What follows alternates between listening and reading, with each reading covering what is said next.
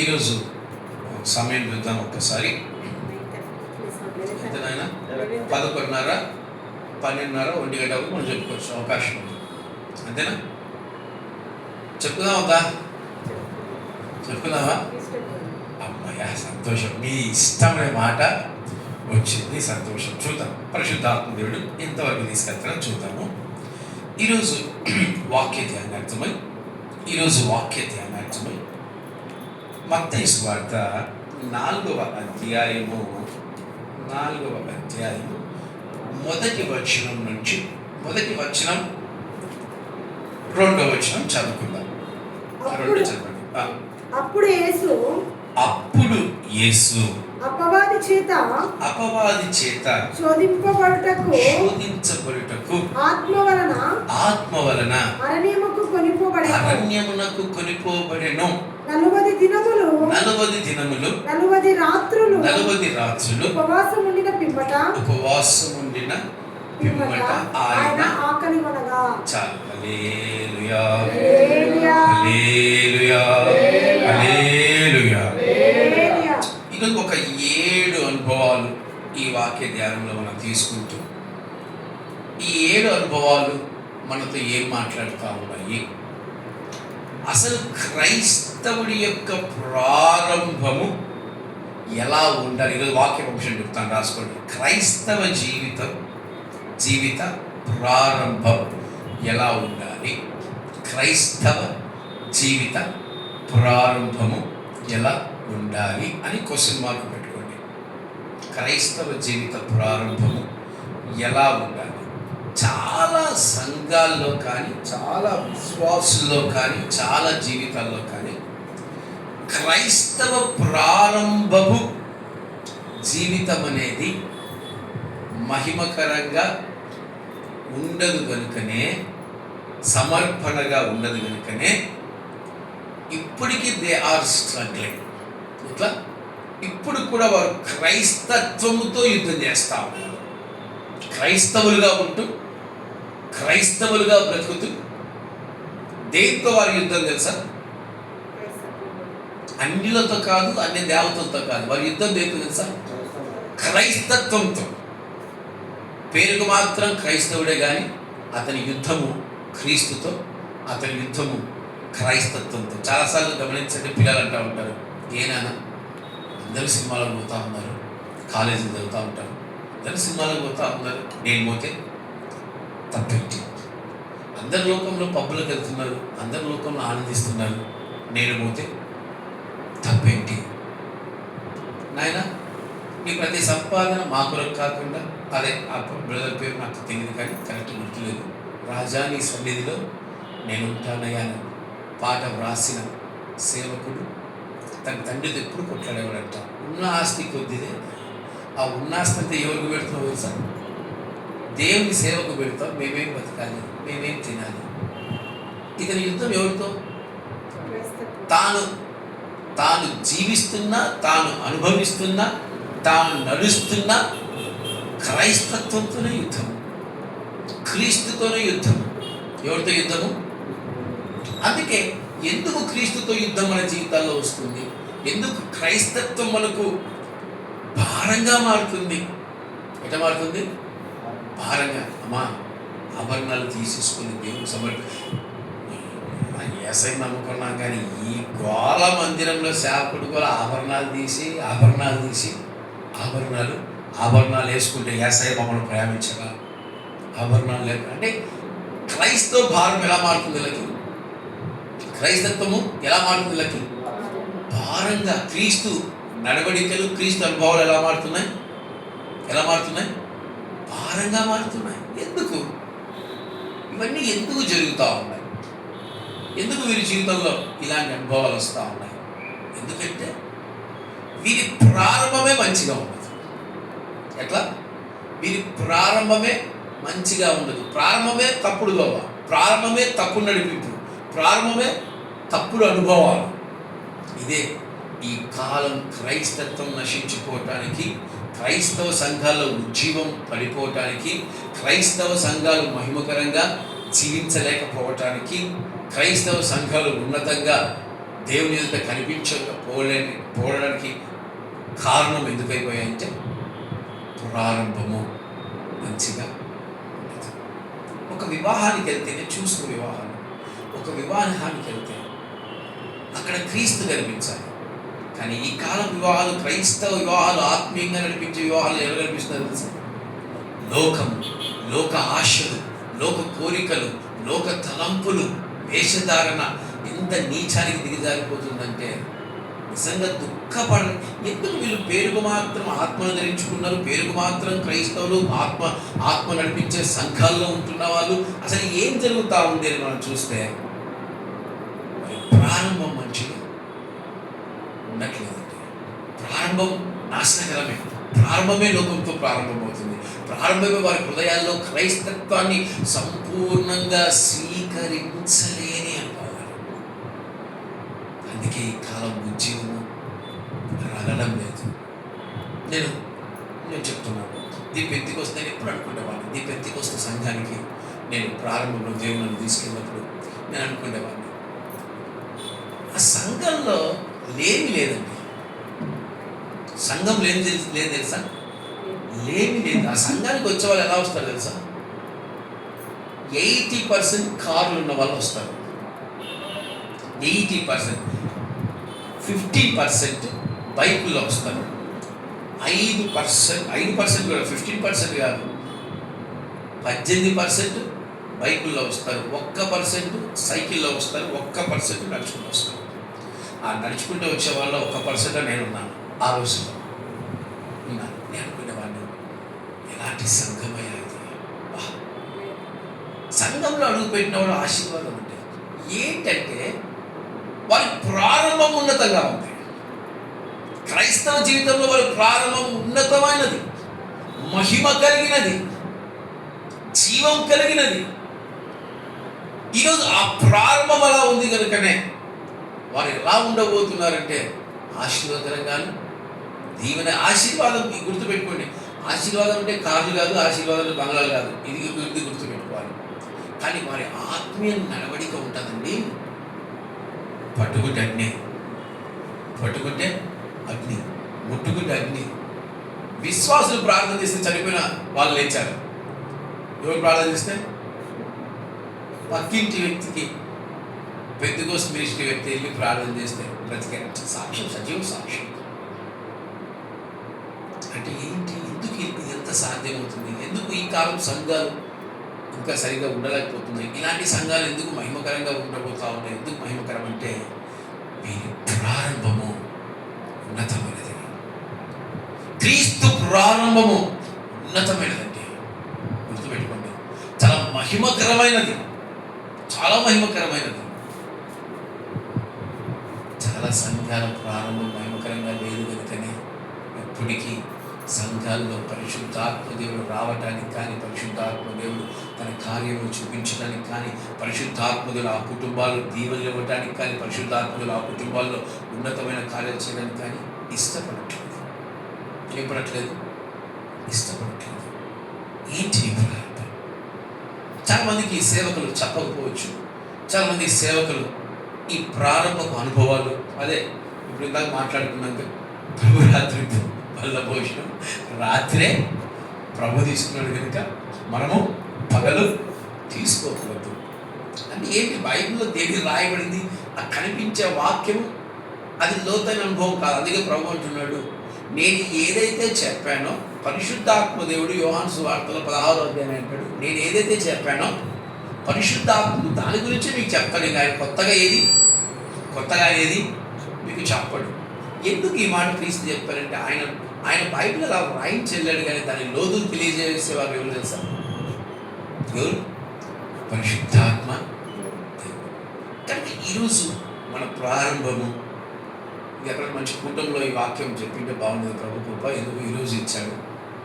ఎందుకంటే చాలా సంఘాల్లో ఈ వాక్య అనుభవం లేకుండా నశించిపోతున్నాయి. క్రైస్తవ ప్రారంభాలు ఎలాగ ఉండకూడదు, ఎలా ఉండాలో తెలియకనే నశించిపోతుంది. పోనీ దేవుని కృప ఈరోజు మనకి ఇచ్చాడు, ఆ వాక్య అనుభవాలు ఇచ్చాడు కనుక మాట్లాడుకుందాం. ఈరోజు క్రీస్తు ప్రారంభం ఎలా ఉంది? ఈరోజు సంఘాల ప్రారంభం ఎలా ఉంది? ఈరోజు మన ప్రారంభం ఎలా ఉంది అనేది ఈరోజు మనం ధ్యానం చేద్దాము. మొట్టమొదటిగా ఇప్పుడు వాక్యం లోతుల్లోకి వెళ్తాను. 4వ అధ్యాయము మొదటి వచనంలో మొదటి మాట. ఎవరున్నారు మొదటిగా? ఏమిరా మొదటిగా అపవాదు ఉన్నాడా? ఫస్ట్ సైడ్ హెడ్డింగ్ యేసయ్య. ఎవరు? యేసయ్య. రాసుకోండి. ఫస్ట్ సైడ్ హెడ్డింగ్ యేసయ్య. యేసయ్య అసలు ఎవరితను ఎందుకు భూమి మీదకి వచ్చాడు? ఈయన మనకు చూపించే మార్గం ఏంటి? ఈయనలాగా మనం ఉండాలా వద్దా అనేది ఒకసారి చెప్పండి. ఈయనలాగా మనం బ్రతకాలనా బతకూడదా? బతకాలనా? బతుకుతామా? బతుకుతున్నారా? జ్ఞాపకం చేసుకుని బతుకుతున్నారా? పైకి కనపరిచే అనుభవాలు ఒకటి, లోన కనపరిచే అనుభవాలు ఇంకొకటి. ఇలా ఉండకూడదు. మొట్టమొదటిగా యేసయ్య. ఇక్కడ ఎంతమంది యేసయ్యలు ఉన్నారు చెప్పండి? ఇక్కడ ఎంతమంది యేసయ్యలు ఉన్నారు? ఉన్నారా? అందరు మీరు యేసయ్యలా కాదా? కాదా? పౌలు గారు ఏమంటున్నాను? క్రీస్తుని పోలి నడుచుకోవడం అంటే ఏంటి? ఆయనలాగా. మరి మనమంతా ఏసే బిడ్డలు. అక్కడ మన తండ్రి మన షాప్ ఓపెన్ చేశారు నంద్యాల. నిన్న షాప్ పేరు ఏం పెట్టాం? Balayya and Sons. ఎవరి బాలయ్య? ఆయన ఒక వ్యక్తి. ఇప్పుడు ఆయన పుట్టిన బిడ్డలు ఎలా ఉంటాం? బాలయ్య కొడక అంటారు. నన్ను పేరు పెట్టి పిలిచారు, బాలయ్య కొడక అంటారు. అంటే ఏంటి? ఇప్పుడు మనమంతా ఎవరు బిడ్డలము అంటే ఇప్పుడు ఏసైలాగా ఉన్న వాళ్ళమే కదా, మనమంతా ఏసైలమే కదా. నేను ఇంత ఊరు చెప్పాను, చిత్తూరుకి వెళ్తాను, పేరు పెట్టి ఎసయ్యా వచ్చినావా? సేవకు నాకు విషయం ఏంటి తెలుసా? ఎసయ్యా తింటావా? ఏమ్మా నేను ఏసైని కాదమ్మా, అంత ఉన్నతమైన కాదమ్మా అంటే కాదు. సేవకుడివి ఎస్ఐను నీకు పెడితే ఏసైకి పెట్టినట్టు. ఎంత గొప్ప విశ్వాసము, మంచి విశ్వాసం. రాత్రి పోయి పిల్లోడు సీట్ కొరకు పోయి చుట్టూ తిరిగి వచ్చిందంటే అర్థం చేసుకోవాలి. యాసుకు తిరిగి వచ్చిందో దేవునికి స్తోత్రం. విశ్వాసాలు బల అద్భుతంగా ఉంటాయి. ఈ విశ్వాసాన్ని చూసి ఆనందపడాలో, ఆ విశ్వాసాన్ని చూసి దుఃఖపడాలో నాకు అర్థం కాదు. యేసయ్య. ఈరోజు మనమంతా ఎవరిలాగా మార్చబడాలి? ఫస్ట్ ఇలా అందరు గుర్తుపెట్టుకోండి. You are look like Jesus Christ. నువ్వు కనిపించడానికి ఎవరిలాగా ఉండాలి? వెళ్ళిపో. ఎవరి క్యారెక్టర్లో వెళ్ళిపోతావు? వెళ్ళిపో. ఇప్పుడు ఆయన గురించి మాట్లాడుకుందాం. మొట్టమొదటిగా యేసయ్య తన ప్రారంభము ఎలా ప్రారంభించాడు గుర్తుపెట్టుకోండి. ఇప్పుడు యేసయ్య డైరెక్ట్ పోయి సువార్త ప్రకటించాడా? చెప్పండి. సువార్త ప్రకటించాడా? ఎప్పుడు ప్రకటించాడు సువార్త? ఒక అర్హత రావాలి ఆయనకు, ఒక అర్హత. దెన్ ఇంకా అర్హత వచ్చిన తర్వాత బాప్తిసము, దాని తర్వాత ఆత్మ, దాని తర్వాత ఇంకా చాలా ఉన్నాయి. నేను చెప్తాను ఇప్పుడు మీకు. మొట్టమొదటిగా యేసయ్యలో ఏముంది అంటే విశ్వాసం ఉంది. ఎవరి ఎడ్ల విశ్వాసం ఉంది?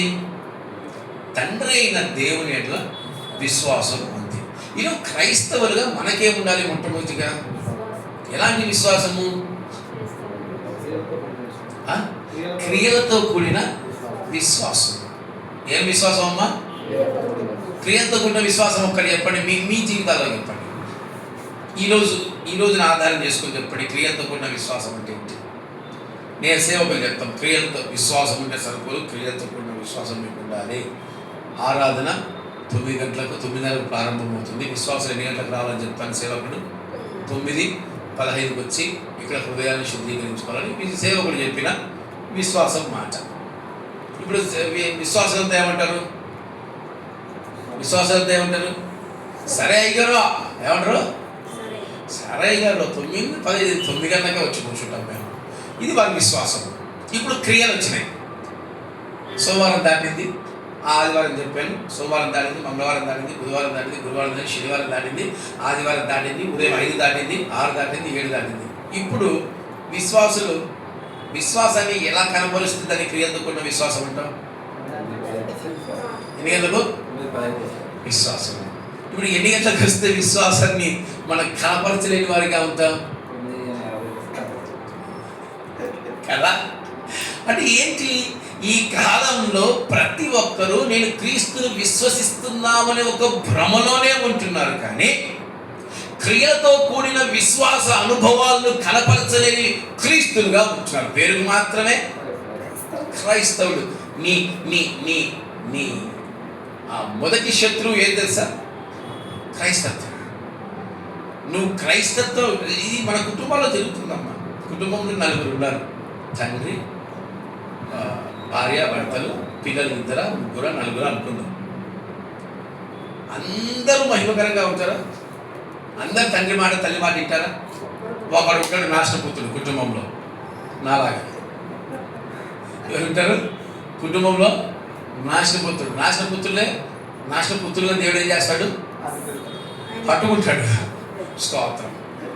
కుటుంబంలో ఒక వ్యక్తి దేనికి వ్యతిరేకం?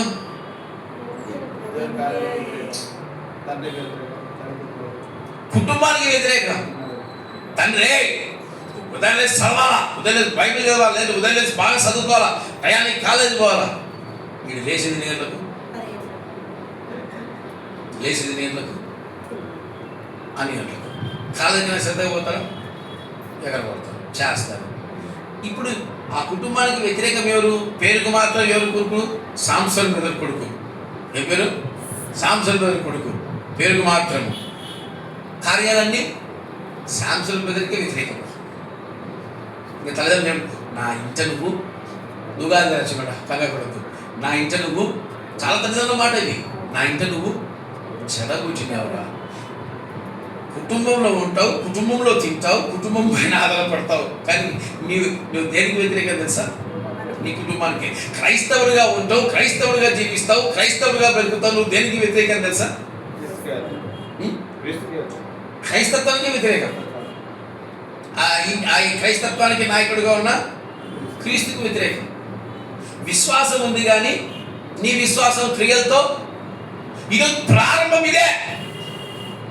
పేరుకు మాత్రం యేసయ్యలో, కానీ యేసయ్యకున్న విశ్వాసము ఉండదు. ఈరోజు నీ విశ్వాసం దగ్గర ఆగిపోతుందిగా. నీ విశ్వాసం ఎక్కడ ఆగిపోతుంది? దగ్గర ఆగిపోతా ఉంది. క్రియలతో కూడుకున్న విశ్వాసంగా నీ జీవితము మార్చబడలేకపోతా ఉంది. అందుకే వారి ప్రారంభము విశ్వాస యోగ్యమైన ప్రారంభము కాదు. కానీ వాళ్ళు అనుకుంటారు, నేను విశ్వాసిని, నేను మంచి విశ్వాసిని, నేను దేవుడి విశ్వాసాన్ని చక్కగా నీ విశ్వాసము నీ స్వార్థానికి వచ్చేసరికి ఆగిపోతుంది. నీ విశ్వాసము నీ జీవితంలో కొంతవరకే ఉంటుంది. ఎలా? ఈ ప్రారంభమే విశ్వాస అయోగ్యులుగా ఉంటున్నారండి చాలామంది. ఇది చాలా అపవాది అనేది చెప్పేది. అపవాది ఎంత జ్ఞానవంతుడంటే వాడు యేసయ్యకి దగ్గరగా నడిపిస్తాడు, కానీ నడిపించాడు. మందిరంలో తీసుకెళ్తాడు, కానీ క్రైస్తవుడిగా బతకనివ్వడు. విశ్వాసాన్ని కనపరిచే వ్యక్తిగా మన హృదయాల్లో ఆలోచన చేస్తాడు, కానీ వాక్యానుసారంగా మనం విశ్వాసులుగా మనల్ని తీర్చబడిన అపవాది చాలా గొప్ప జ్ఞానవంతుడు. వాడు చాలా గొప్ప ప్రణాళికలు ఉంటాయి వాడికి. జాగ్రత్త. ఈరోజు ఇలాంటి విశ్వాసం క్రియలతో లేని విశ్వాసముగా చాలా సంఘాలు ఉంటున్నాయి, చాలా కుటుంబాలు ఉంటున్నాయి. వారిని వారు అనుకుంటున్నారు, నాది మంచి చక్కటి ప్రారంభం క్రైస్తవ జీవితంలో. ఈరోజు ఎవరికి క్రీస్తు వంటి విశ్వాసము లేదండి. క్రీస్తు ప్రారంభం ఉన్నతమైనది. క్రీస్తు ప్రారంభము ఉన్నతమైనది. దేవుని ఎదుట, తండ్రి దేవుని ఎదుట చక్కటి విశ్వాసం. విశ్వాసం అంటే దయచేసి మీరు అనుకోవద్దండి, చేస్తున్నాను నేను యేసయ్య కార్యాలని మీరు అనుకోవద్దండి. నేను యేసయ్యను కనపరచాలని బ్రతుకుతున్నాను, ఆయన ఎందుకు విశ్వాసం ఉంచుతున్నాను, నేను భ్రమలో బ్రతుకుతుంటే నీ విశ్వాసం ఎలా ఉండాలి? క్రియల మూలంగా మార్చబడి ఉండాలి. ఈ ప్రారంభం లేకనే చాలామంది నాశనం అవుతుంటారు. యేసయ్య అంటే విశ్వాసానికి కర్తంగా ఆయన, విశ్వాసానికి కర్త.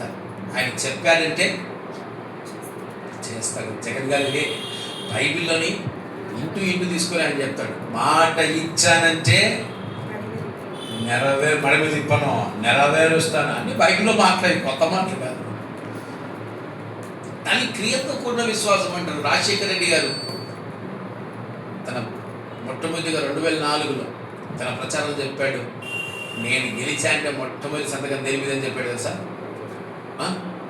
Very good. అడిగారు పాతడు గట్టు తెలుసు. ఉచిత కరెంట్, వీళ్ళంతా పిల్లలేమో 2004 ఉచిత కరెంట్ గెలిచాడు. మొట్టమొదటి సంతకం అందరి ప్రమాణ స్వీకారం అయిన తర్వాత మొట్టమొదటి సంతకం దేని మీద తెలుసా? మాట ఇచ్చాడంటే విశ్వాసం ఉండాలి. మన విశ్వాసం ఏసగా ఉండాలి. కానీ చాలామంది జీవితాల్లో విశ్వాసం పేరుకు మాత్రమే ఉంటుంది, కానీ ఆచరణ యోగ్యం కాని విశ్వాసం. రెండవదిగా ఏసైలో ఏముందో చూద్దాం.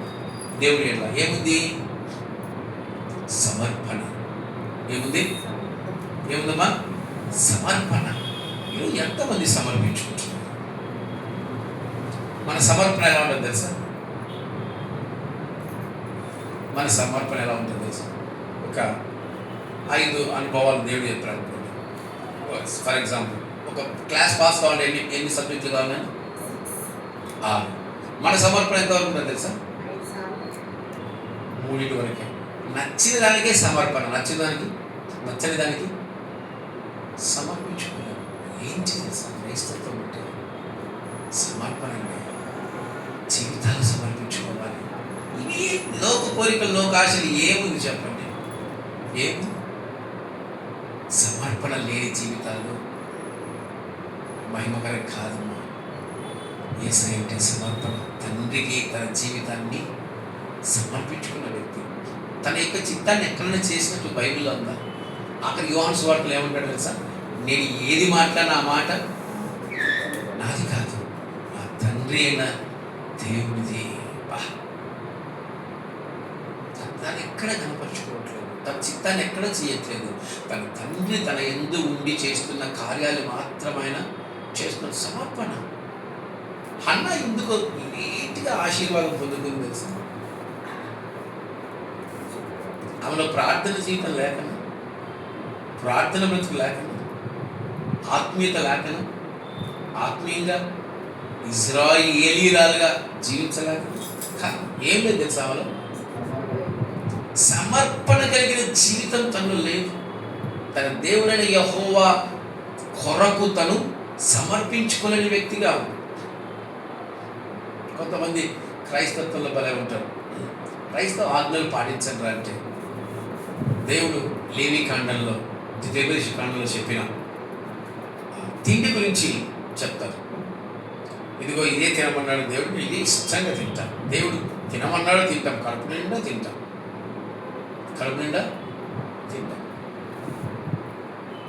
దాని గురించే సమర్పణ ఉంటుంది. ఇక పక్కదాని గురించి ఈరోజు నడినెత్తి వరకు, అరికాల వరకు, నడినెత్తి మొదలుకు అరికాల వరకు ప్రతిదీ సమర్పణలోకి రావాలి. ఈరోజు ఎవరికి లేదండి సమర్పణ, పేరుకు మాత్రమే. నేను దేవుని సేవకురాలని, దేవుని సేవకులను, క్రైస్తవ విశ్వాసిని అని పేరుకు మాత్రమే వారి క్రైస్తవ అనుభవాల్ని ప్రారంభిస్తూ ఉన్నారే కానీ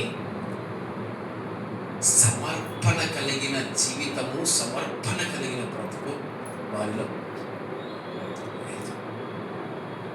ఎస్తేరు కొన్ని వేల మందిలో ఒకటి, వేల మందిలో ఒకటి. తన ముఖంలో ఏం కనిపించింది తెలుసా? రోజుకి ఆమె అలంకరించుకున్న సౌందర్యం కాదు రాజు చూసింది, తన ఆత్మీయ సౌందర్యం. నువ్వు అందంగా కనిపించాలంటే నువ్వు పైనుంచి పౌడర్ రుద్ది, ఫేస్ క్రీములు పూసిన, తలకాయ పూసిన, శారదం పూస్తే అందంగా కనిపిస్తారా? నీ అందం ఏ పాటిది? మట్టి. మీ అందరూ ఏంటి తెలుసా? మట్టి. సమర్పించుకుంది దేవుడికి. అన్ని వేల మందిలో షీ సెలెక్టెడ్. ఎందుకు? సమర్పణ ఉందా? నువ్వు పేరుకు మాత్రమే నీ చెప్పుకుంటూ పోతే నేను దీంట్లోనే ఉండిపోతాను. ఇప్పటికీ అరగంట బాయ్, ఇంకా టైం ఉంది, గంట టైం ఉంది. చెప్పుకుంటూ పోతే నువ్వు పేరుకు మాత్రమే క్రైస్తవురాలివా? పేరుకు మాత్రమే నువ్వు క్రైస్తవుడువా? సమర్పణ సమర్పణ. ఈరోజు చాలా మంది సేవకులు స్టేజీల పైన స్త్రీలు మాదిరికరంగా ఉండాలి. స్టేజీల పైన స్త్రీలు ఎలా ఉంటారు తెలుసా? దేవుని ఆరాధిస్తున్నారు, దేవుని చక్కగా స్తుతిస్తున్నారు. వాళ్ళ వేషధారణ చూశారు. వారి కుర్ల సౌందర్యం. కొంతమంది సున్ని మీడియా ఉంటుంది, పై కూడా రాదు. కొంతమంది జుట్టు ఇరబోసుకొని ఉంటారు. ఎప్పుడు చెప్తారు? జుట్టు ఎవరు పోసుకుంటారు? ఎవరు పోసుకుంటారు? జుట్టు ఇరబోసుకున్నారు ఎవరు? దైవం పడుతున్నారు. అవును. అంటే వాళ్ళ పేరుకు మాత్రం వారి వారి వారి జీవితం ఎలా ఉంది తెలుసా? సమర్పణ కలిగిన బ్రతుకుమాది. మేము ఎస్ఐ కొరకు సమర్పించుకున్నాం. స్టేజీల పైన తెగ వాగుతూ ఉంటారు, స్టేజీల పైన తెగ చెప్తా ఉంటారు. సమర్పణ అంటే మన ముందు నేర్చుకోండి. నీ సమర్పణ బైబిల్కి దగ్గరగా లేదే. నీ సమర్పణ క్రైస్తత్వానికి దగ్గరగా లేదే. నీ సమర్పణ దేవునికి దగ్గరగా లేదే. భ్రమలో బ్రతుకుతా ఉన్నావా? భ్రమలో జీవిస్తా ఉన్నావా? భ్రమలో బ్రతుకుతున్నావా? ఇదే నీ ప్రారంభం కదా. ఇప్పటికీ నీ ప్రారంభం ఇదే. ఇప్పటికీ నువ్వు పేరు మాత్రం క్రైస్తవుడు రాలి, కానీ నీ ప్రారంభం ఇంకా క్రైస్తవంలో మొదలు కాల. క్రైస్తవుడిగా నీ ప్రారంభ జీవితము చిగురించట్లా. భ్రమలో ఉన్నాం. ఆమె క్రిస్టియన్, క్రైస్తత్వాన్ని అవలంబిస్తున్నా, క్రైస్తత్వంలో నేను జీవిస్తున్నా. అందుకే హన్నాను ఆపాడు దేవుడు. హన్నాను ఎందుకు ఆపాడు? సమర్పణ లేని జీవితం తనలో ఉంటుంది. ఇది చాలా సంఘాలు సమర్పణ లేని సంఘాలండి.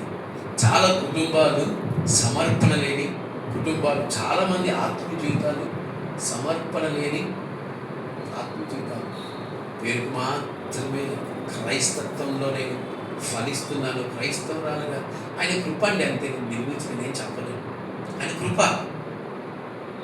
లోతును ప్రేమిస్తాడు, అబ్రహామును ఇద్దరిని ప్రేమిస్తున్నాడు. లోతును వదిలిపెట్టాడు. ఆఖరికి ఆ సొదొమ గొమొర్రా మీద కుమ్మరిస్తున్నప్పుడు కూడా లోతును ఎందుకు రక్షించాడు? లోతు దేవుడికి ఎక్కడ మహిమకరంగా జీవించలేదు, దేవుడికి ఎక్కడ మహిమకరంగా బ్రతకలేదు. తన ఆశ, తన కోరికలను ఆస్తులపైన, అంతస్తులపైన, స్థలాలపైన ఉన్నాయి. ఆయన లోతుని విడిచిపెట్టాడు. ఇప్పుడు లోతు ఫీలింగ్ ఏంటి తెలుసా? నేను గొప్ప క్రైస్తవుని, నేను గొప్పగా దేవునితో నడిచేవాడిని, అందుకే దేవుని రక్షించాడు. ఆయన ఎందుకు రక్షించాడు తెలుసా? అబ్రహామును బట్టి. ఆయన ఎందుకు రక్షిస్తున్నాడు తెలుసా? ఎందుకు నిన్ను ఇంకా కాపాడుతున్నాడు తెలుసా? ఎందుకు కాపాడుతున్నాడు తెలుసా? ఆయన కృపను బట్టి. ఈరోజు నా ప్రార్థన దేవుడు వింటున్నాడు. నేను సమర్పించుకోకుండా నా ప్రార్థన వింటాడు. నేను సమర్పించుకోకుండా నాకు అన్య భాషలు వస్తాయా అని మీరు అనుకోవచ్చు. వస్తాయి, కానీ క్రైస్తత్వంలో నువ్వు రాకడలో ఎత్తబడలేవు. క్రైస్తత్వంలో నువ్వు ఫలించలేవు. క్రైస్తత్వంలో నీ జీవితంలో ఎప్పుడు నిరాశ, నిస్పృహ, దుఃఖములే ఉంటాయి. సమర్పణ అధికారులు మొదలుకొని నడినెత్తి వరకు ప్రతిదీ దేవుని మహిమకరంగా ఉండి నీ హృదయం, ప్రాణాత్మ, హృదయాలన్నీ ఆయనకు సమర్పించాలి. క్రీస్తులో ఉన్నదే అదే విశ్వాసం ఉంది. సమర్పణ. క్రీస్తు అంటే అర్థం చెప్తున్నాను మీకు. క్రీస్తు అంటే అర్థం ఏంటి? విశ్వాసం, సమర్పణ. మూడోదిగా ఎవరి దగ్గరికి వచ్చి బాప్తిజం తీసుకున్నాడు? యోహాను యేసుకి బాప్తిజం ఇచ్చేవాడు. కానీ యోహాను ఒక పక్క ఏం చేస్తాడు తెలుసా? ప్లీజ్ ఇది చేయొద్దు. యేసైతే ఏమంటాడు తెలుసా? 3వ అధ్యాయంలో 5వ వచనం చూస్తే, ప్లీజ్ ఇది నువ్వు చేయొద్దు, నేను నీకు బాప్తిజం ఇచ్చేంత యోగ్యుడిని. ఆయన అంటున్నాడు, ఇప్పటికీ ఇది. దాని ఉద్దేశం ఏంటి? తగ్గింపు. ఏంటి? తగ్గింపు. తగ్గింపు అంటే ఏంటి తెలుసా మీకు తగ్గింపు అంటే ప్రతి విషయంలో నువ్వు తగ్గించుకోవాలి. నేను మా ఇంట్లోనే రెస్టారెంట్ ఓపెన్ అయింది. మీ ఇంట్లో ఉదాహరణ చెప్తున్నాను. మీ ఇంట్లో ఏదన్నా నోయల్ ఏం కొన్నాడు సైకిల్ కొన్నాడు, ప్యాడ్ కొన్నాడు, ఇంకా ఏదన్నా మీరు ఎవరితో ప్రార్థన చేయించుకుంటారు? ఎవరితో? ఎవడు ఆ సేవకుడు? ఈడేగా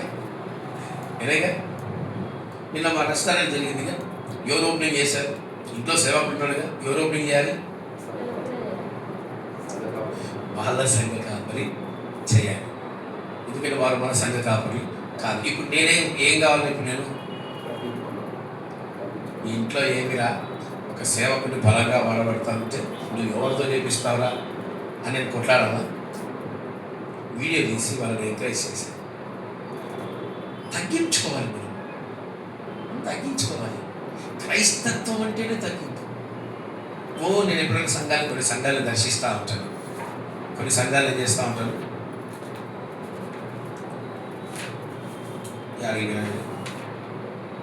కొన్ని సంఘాలు ఏం చేస్తూ ఉంటారు సార్, దర్శిస్తూ ఉంటాను. కొంతమంది సేవకులతో మాట్లాడుతూ ఉంటాను. నేను ఆశ్చర్యపోయే విషయం ఏంటంటే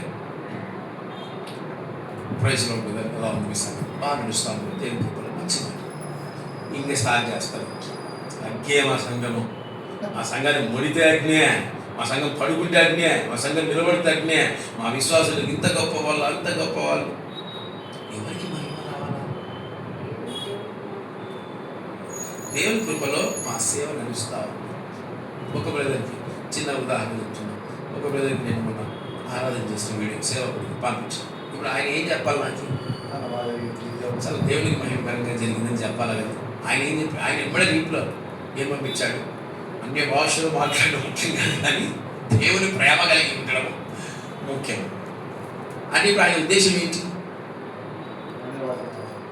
అంటే ఒరే నువ్వు అన్య భాషలతో మాట్లాడి నువ్వు ఆరాధన చేస్తున్నావు, రెచ్చిపోవద్దు అని ఆయన ఉద్దేశం. నువ్వు రెచ్చిపోవద్దు, నువ్వు దేవుని ప్రేమ కలగకుండా సేవ చేస్తాం మనం అంటే. ఈరోజు ఎదుటివారి మనస్తత్వాలు ఎలా ఉన్నాయి, ఎదుటివారి ఆలోచనలు ఎలా ఉన్నాయి? తగ్గింపు లేదు. వీడు నాకంటే గొప్పగా వాడబడుతున్నాడే, వీడు నాకంటే గొప్పగా కూటాలు పెడితే వస్తున్నారే. ఇప్పుడు ఎదుటి వల్ల ఏం జరుగుతుంది? ఈ కాలంలో తగ్గింపు లేవండి. నాకు చాలామంది వాళ్ళ పరిచయ నిమిత్తం నాకు వీడియోస్ పెడతా ఉంటాను. నేను ఎప్పటి ఏం పెట్టను, గ్లోరీ టు గాడ్ పెడతాను అంతే. గ్లోరీ టు గాడ్ అంటే తెలుసా? నువ్వు ప్రార్థన చేస్తే ఆయనకే మహిమ రావాలి, నువ్వు ఆరాధన చేస్తే ఆయనకే మహిమ రావాలి, నువ్వు వాక్యం చెప్తే ఆయనకే మహిమ రావాలి, నువ్వు సంఘంలో పరిచయం చేస్తే. ఈరోజు తగ్గింపులు ఎక్కడ ఉన్నాయి?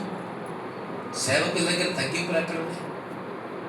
విశ్వాసం దగ్గర తగ్గింపులు ఎక్కడ ఉన్నాయి? తగ్గింపులు లేదు తెలుసా? పిడేలని కొడితే తలంచుకున్నాడు, ఉమ్మి వేస్తే ఊహించుకున్నాడు. తూ అని ఒకసారి అనమంటారు, వెంబడేమంటారు తెలుసా? అమ్మా ఏం సేవకుడిగా తూ అంటున్నాడు. ఋషికి సేవకుడే కదా, అది కూడా దాని ద్వారా కూడా స్వస్థత వస్తాయి అని ఎవరన్నా అనుకుంటాడో చూద్దాం. ఈరోజు అవమానాలు, విశ్వాసులు అవమానాలు భరించలేకపోతున్నారు, సేవకులు అవమానాలు భరించలేకపోతున్నారు, తగ్గించుకోలేకపోతున్నారు. ఒక సిస్టర్ గారు ఉండేది, నన్ను ఒక్క మాట అంటే నేను నాకు రోషం ఎక్కువ. నాకు పుట్టినప్పటి నుంచి ఆ మాట మాట్లాడేదేమో, నేను ఎప్పుడు చూసినా నాకు రోషం ఎక్కువ, నాకు సేవకురాలు నాకు రోషం ఎక్కువ. నేను చెప్పానమ్మా, మీ రోషము క్రైస్తత్వంలో చూపించు. నేను ఒక మాట అంటేనే నేను ఊరుకోని రోషం చూపిద్దామా. నాకు చాలా దగ్గర వ్యక్తి. అంటే ఏం కావాలి మనకు? ఏం కావాలి? ఎన్ని మాటలన్నా దేవుని కృపను బట్టి మనం తగ్గించుకుని జీవించుకుంటూ వెళ్ళిపోతూ ఉంటారు. నన్ను ఎన్ని తిట్లు తిరుగుతూ ఉంటారు, పక్కన ఈయనని మాట్లాడుతూ ఉంటారు. నన్ను అయితే నేను ఏమీ పట్టించుకోను. తగ్గించుకుని నా పనేంటి, నేను తగ్గించుకొని వెళ్ళిపోతున్నాను. ఈరోజు నీ క్రైస్తవ ప్రారంభం దేంతో కావాలి? దేంతో కావాలి చెప్పండి. నోళ్ళు తెరవాలా? దేంతో కావాలి? ఎలాంటి విశ్వాసము ఉందా? జ్ఞాపకం చేసుకోండి. రెండోదిగా యేసయ్య అని చెప్తున్నా. దానియేలు అంటే ఏం కనపడాలా? క్రియలతో కూడుకున్న విశ్వాసంగా కనిపించాలి. రెండోదిగా దానియేలు ఏం కనిపించాలా? సమర్పణ. ఎటువంటి సమర్పణ అంటే యేసయ్య తప్ప ఇంకొకటి మన జీవితాల్లో ఉండకూడని సమర్పణ. అదంతా అయింది. కొంతమంది అంటారు నా తల మాత్రమే నాది, మీకు అంతా యేసయ్యకి ఇచ్చేస్తాయా? నీ తల ఏం చేసి అమ్మ దీనికి చాలా కోరికలు కావాలి, దీనికి చాలా మెరుగులేసి రుద్దాలి. కొంతమంది తల మాత్రం యేసయ్యకి ఇచ్చారు, ఈ బాడీ ఇది మటుకు ఎందుకు ఇది తల మాత్రం తలగా ఉంది, బాడీ నల్లగా ఉంది, తినేసి రుద్దాలి. ఇది మాత్రం నాది, మిగతాదంతా యేసయ్యది. సమర్పణ అంటే మన జీవితమే ఆయనకి ఇచ్చేట. ఇంక ఇవన్నీ ఏముంది? మధ్యలో ఏముంది? మధ్యలో ఏమున్నాయి? ఇవన్నీ మట్టి. సమర్పణ కావాలి మనకి. మూడోదిగా దానిలో ఎవరు కనిపించాలా? ఏం కనిపించాలా?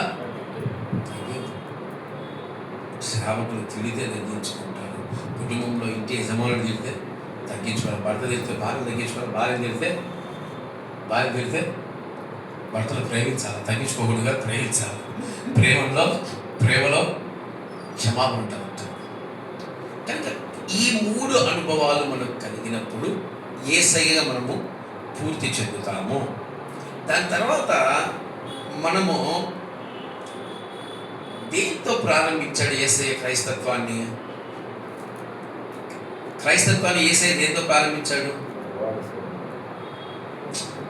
దేంతో ప్రారంభించాడు? క్రైస్తవుడిగా ముందు బాప్తీసంతో.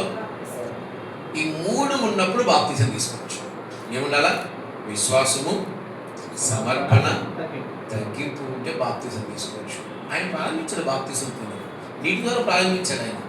బాప్తీసం తీసుకోవచ్చు. ఇప్పుడు బాప్తీసం ఎంతమంది బాప్తీసం తీసుకున్నారు? బాప్తీసం తీసుకున్న వెంటనే యేసయ్య జీవితంలో ఏం జరిగింది?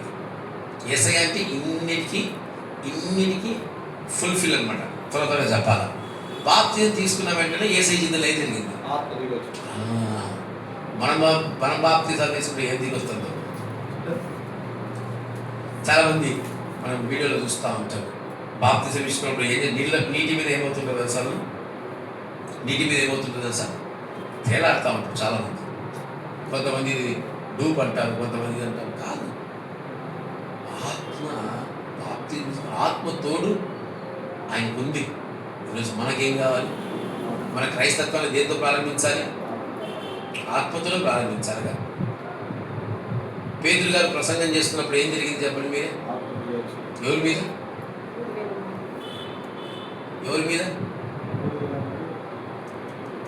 మీద? అది ఎవరు వాళ్ళు? ఆ నీతిమంతుడు ఎవరింటికి వచ్చాడు? పేతురు గారు కొర్నేలు ఇంటి వారి పైన, కొర్నేలు బంధువుల పైన బాప్తిజం తీసుకున్నారా? వాళ్ళ క్రైస్తత్వం దేంతో ప్రారంభం తెలుసా? ఎంత ధన్యత! క్రైస్తత్వం ప్రారంభం కావాల్సింది దేంతో? ఆత్మగా. ఈరోజు చాలా మంది ఆత్మతో ప్రారంభంగానే క్రైస్తత్వాన్ని ఏం చేస్తున్నారు? అవలంబిస్తూ ఏమంటున్నారు? మేము క్రైస్తవం. ఇక్కడ ఆత్మ అభిషేకం వేరమ్మా. ఆత్మ వారికి ఉంది, నేను వీరికి తోడుగా ఉన్నాను. మీరు మళ్ళీ అభిషేకాల గురించి మాట్లాడారు. అభిషేకం వేరు, అన్యభాషలు వేరు. దీనికి సంబంధం లేదు. ఆత్మదేవుడు నేను వీరికి తోడుగా ఉన్నాను ఒక నిదర్శనాన్ని ఇచ్చారు అక్కడ. ఆ నిదర్శనం మనకు కావాలి. అంటే ఇప్పుడు బ్రదర్ మేము బాప్తిసం తీసుకున్నాము, ఇన్ని సంవత్సరాలు యేసయ్యతో నడిచాము, మరి మాకు మాట్లాడతాడు యేసయ్య, మా ప్రార్థనలకు ఇస్తారు, మాకు ఆత్మ లేదంటావా? అసలు మా ఆత్మ అది కాదు. అభిషేకాలు వేరు, ఆత్మ సహాయం, ఆత్మ నడిపింపు వేరు. క్రీస్తుకి ఏముంది తెలుసా? ఆత్మ నడిపింపు, ఆత్మతోడు ఉంది. అందుకే క్రీస్తు గురించి మొట్టమొదటి సాక్ష్యం ఎవరిస్తున్నారు ఈ భూమి మీద? ఎవరిచ్చారు? అయ్యో ఎవరిచ్చారు? తండ్రి ఇచ్చాడు. ఎక్కడ ఇచ్చాడు? ఎక్కడ ఇచ్చాడు? క్రైస్తత్వాన్ని క్రైస్తత్వాన్ని ప్రారంభించినప్పుడే తండ్రి ఎవరి గురించి సాక్ష్యం ఇస్తున్నాడు? ఈరోజు నీ గురించి సాక్ష్యంగా ఉంది. నీ గురించి సాక్ష్యంగా ఉంది. ఈ రోజున దేవునితో మాట్లాడుతున్నాడా? నీ గురించి సాక్ష్యం చెప్తున్నాడా? ఇది నా బిడ్డ నా కొడుకు చాలా కష్టపడుతుంది, నా కుమారుడు నా కొడుకు చాలా కష్టపడుతున్నాడు అని ఈరోజు నీ గురించి దేవుడు మాట్లాడుతున్నాడా? సాక్ష్యం ఇస్తున్నాడా? ఒకసారి జ్ఞాపకం చేసుకోవాలి. ఇవన్నీ ఎప్పుడు వస్తుంది తెలుసా? ఈ సాక్ష్యాలు, ఈ ఆత్మ నడిపింపు, అవన్నీ విశ్వాసము, సమర్పణ, తగ్గింపు. ఈ మూడు లేకుండా నువ్వు క్రైస్తత్వంలో సత్యదాకా నడిచిన నీ స్థితులు మారవు, నీ ఆత్మీయ అనుభవాలు పేరుకు మాత్రమే క్రైస్తవుడు, పేరుకు మాత్రమే. ఇది ఒకటే అంశం. 45 నిమిషాలు వేయండి. దేవునికి స్తోత్రం. కనుక ఇప్పుడు చెప్పండి, మొట్టమొదటిగా యేసయ్య తన క్రైస్తత్వాన్ని ప్రారంభించే ముందు ఈయన ఎలా మారాడు? దేవునికి ఇష్టముగా యేసయ్యలాగే మారాడు, క్రీస్తులాగా. ఇప్పుడు యేసయ్య ఎవరిలాగా మారాడు? క్రీస్తులాగా మారాడు అనుకున్నాం. ఇప్పుడు మనం ఎలా మారాలి? యేసయ్య వలె మారాలి. ఈరోజు యేసయ్యలా ఉన్నాం. క్రైస్తత్వంలో ఉంటూ విశ్వాసాన్ని, క్రియలతో కూడుకున్న విశ్వాసాన్ని చేయకుండా బ్రతుకుతున్నామా? క్రైస్తత్వంలో ఉంటూ సమర్పణ లేకుండా బ్రతుకుతున్నామా? క్రైస్తత్వంలో ఉంటూ తగ్గింపు లేకుండా బ్రతుకుతున్నామా? జ్ఞాపకం చూసుకోండి, జాగ్రత్త. క్రైస్తత్వం మొదలు దీంతోనే ప్రారంభం కావాలి. క్రైస్తత్వం మొదలు ఆత్మదేవుడు మనకు తోడుగా ఉండాలని మొదలు కావాలి. ఇది యేసయ్య. ఇప్పుడు ఎంతమంది యేసయ్య ఉన్నారు చెప్పండి. ఇక్కడ ఎంతమంది యేసయ్య ఉన్నారు? ఉన్నారా? సంతోషం. రెండోదిగా ఎవరున్నారు ఇక్కడ? రెండోదిగా ఎవరున్నారు? అపవాది. ఎవరున్నారు? అపవాది. ఎవరు అసలు వీడు? ఎవరు? దేవుని ఉన్నత స్థలములో అధికారము పొంది దేవుని స్తుతిస్తూ ప్రధాన దూతగా ఉన్న ఒక గొప్ప వ్యక్తి. దాన్ని వీడు అన్న కూడా సరైన కాదు. కానీ ఎందుకు ఈడంటున్నామంటే ఆ మహిమను కోల్పోయాడు. ఏం కోల్పోయాడు? ఆ మహిమను కోల్పోయాడు. ఇప్పుడు ఇతను భూమి మీద ఏం చేస్తున్నాడు? భూమి మీద ఏం చేస్తున్నాడు ఇతను? ప్రతి విషయంలో మనకు విరోధిగా ఉంటున్నాడు. ఎవరిగా ఉంటున్నాడు? విరోధిగా ఉంటున్నాడు. నిన్ను చేయి పట్టుకుంటాడు. గుర్తుపెట్టుకోండి, నేను చేయి పట్టుకుంటాడు. ఎవరు తెలుసా? అపవాది. నేను చేయి పట్టుకుని మందిరాన్ని కనిపిస్తాడు. క్రైస్తత్వాన్ని పరిచయం చేస్తాడు. ఏం చేస్తాడు? క్రైస్తత్వాన్ని పరిచయం చేస్తాడు. క్రైస్తత్వంలోని తీసుకెళ్తాడు, మందిరంలో కూర్చోబెడతాడు. నువ్వు ఆరాధిస్తుంటే నీకు సహాయం చేస్తాడు. నువ్వు వాక్యం వినేటప్పుడే నీ జీవితాన్ని తప్పుదో పట్టిస్తాడు. నీ వాక్యాన్ని, దేవుడి వాక్యాన్ని హృదయంలో స్థాపించకుండా చేస్తాడు. ఒకవేళ నువ్వు బలవంతంగా స్థాపించుకుంటే అది నీ హృదయంలో ఉండకుండా కాకి వలె వచ్చి తీసుకెళ్ళిపోతాడు. ఇది చేసి పని. ఈరోజు యేసయ్య ఉన్నాడంటే మనకు వ్యతిరేకంగా ఎవరున్నారు? అపవాది. నువ్వు ప్రతి నడకలో, నువ్వు లేచింది మొదలుకొని, నువ్వు నడిచేది మొదలుకొని, నువ్వు జీవించేది మొదలుకొని, నువ్వు ఆలోచించేది మొదలుకొని, అన్ని విషయాల్లో నీకు ఒక విరోధి ఉన్నాడని నువ్వు మర్చిపోవద్దు. నీకు ఒక విరోధి ఉన్నారని నువ్వు మర్చిపోవద్దు. నువ్వేం చేస్తావు? మర్చిపోతుంటావు. నీ జీవితంలో ఒక ఆపద జరిగితే ఎమ్మడే ఏమంటావు తెలుసా? రే అపవాది నువ్వు చేసావన్నావు. ఎమ్మడేమంటావు? ఎవరు చేశారు తెలుసా? ఎవరు చేశారు? నీకు రోగం వచ్చింది, నీకు రొప్ప వచ్చింది. ఎవరు చేశారు? అవును, నీకు ఒక విరోధులైన సంగతి ఎట్లా మర్చిపోతాను? నీకు ఒక విరోధి ఎక్కువ నిన్ను శోధిస్తుంటాడని, ఒక విరోధి నీకు భూమి మీద వ్యతిరేకంగా ఉంటాడు, నువ్వు ఎలా మర్చిపోతావు? ఈరోజు నీకు విరోధి లేడని నువ్వు జీవిస్తున్నావు కనుకనే నువ్వు క్రైస్తత్వంలో ఫలించలేకపోతావు. నువ్వు క్రైస్తవుడిగా ఈరోజు నిలబడలేకపోతావు. నిజమైన ప్రారంభం నీలో లేదు. పేరుకు మాత్రమే క్రైస్తవుడివి.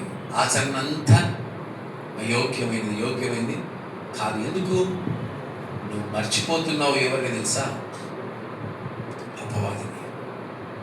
అపవాదిని మర్చిపోవద్దు. నువ్వు బయటికి వెళ్తున్నావు అంటే నీకు వ్యతిరేకంగా విరోధిగా ఒకడు ఉన్నాడనే సంగతి నువ్వు మర్చిపోవద్దు. నువ్వు వ్యాపారం చేస్తున్నావు, ఈరోజు నీకు విరోధంగా ఒకడు పనిచేస్తున్న సంగతి నువ్వు మర్చిపోవద్దు. ఈరోజు దేవుడు నీకు ఆశీర్వాదం ఇస్తున్నాడు, నీ ఆశీర్వాదం నీ కాడికి రానికుండా ఒకడు చేస్తున్న సంగతి మర్చిపోవద్దు. ఈరోజు మర్చిపోకూడని వ్యక్తిని మర్చిపోతున్నాము, మర్చిపోయే వ్యక్తిని జ్ఞాపకం చేస్తున్నావు. ఈరోజు నీకు శోధన వస్తే నువ్వు ఎవరిని గద్దించాలి? అపవాదం గద్దించాలి. మనం ఎవరిని గద్దిస్తాం తెలుసా? ఎవరిని గద్దిస్తాం మనము? నీకు రోగం వస్తే తిడితే యేసయ్యని, నీ జీవితంలో ఆశీర్వాదం రాకుండా తిట్టేది యేసయ్యని. అపవాది నీకు ఒక వ్యతిరేకి, నీ ఆశీర్వాదాలకు వ్యతిరేకమైన సంగతి నువ్వు ఎట్లా మర్చిపోతున్నావు? నిత్యము నువ్వు వాడిని జ్ఞాపకం చేసుకోవాలి.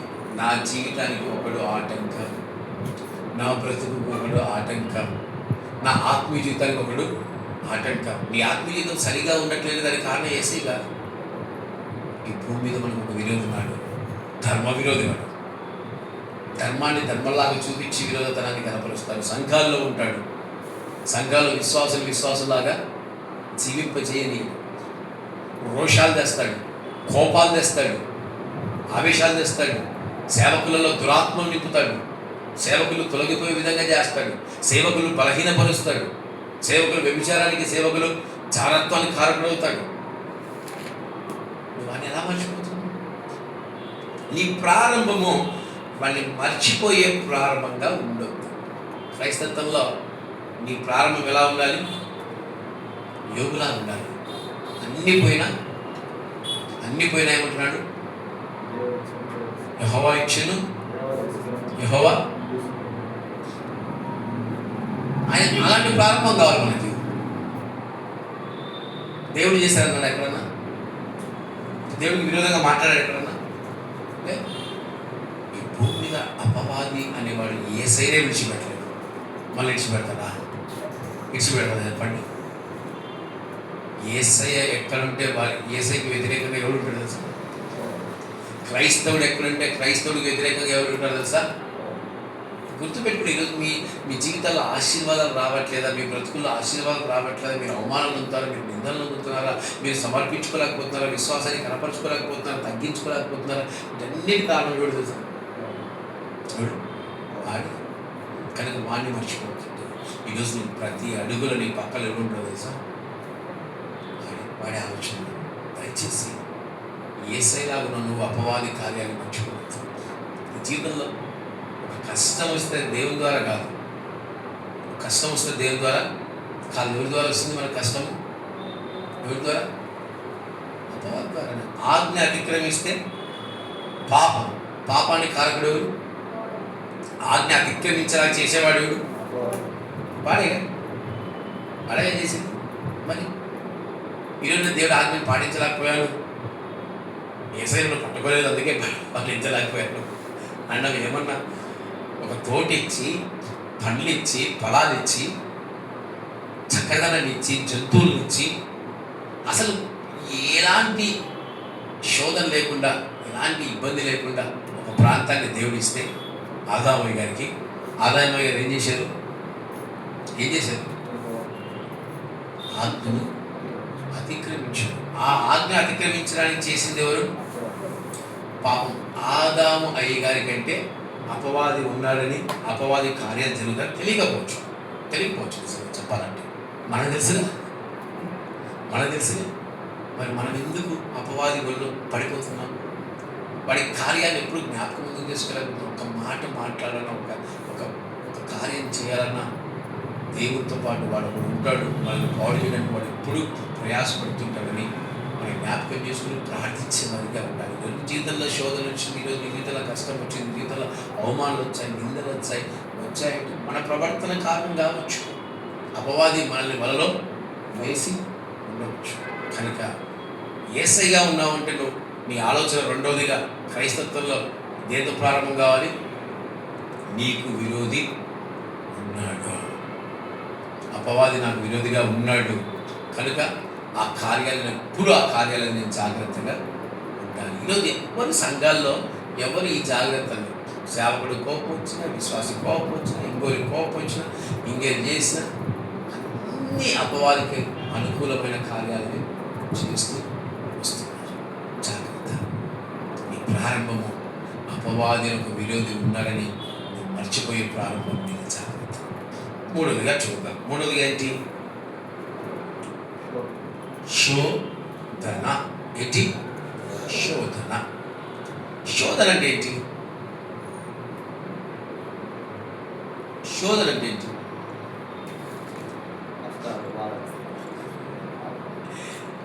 నిన్ను ఇబ్బందికరంగా చేసే కార్యం పేరే శోధన. నేను ఇబ్బంది పెట్టడమే శోధన. ఇప్పుడు క్రీస్తును ఎవరు ఇబ్బంది పెట్టడానికి నిర్ణయించుకున్నారు? క్రైస్తవ ప్రారంభము కాకమునుపు, క్రైస్తవ జీవితం ప్రారంభం కాకమునుపు క్రీస్తుని ఎవరు ఇబ్బంది పెడతా ఉన్నారు? ఎవరు ఇబ్బంది పెడుతున్నారు? అపవాది. శోధన. ఎందుకు శోధన దేవుడు మనకి ఇస్తాడు? బైబిల్లో చాలా వరకు మనం నేర్చుకున్న సత్యాలు మీరే చెప్పండి. శోధన సహించువాడు ధన్యుడిక. అదే వచ్చిన ఇంకే చదవండి. యాకోబు రాసిన పత్రిక 1వ అధ్యాయం 12వ వచనం.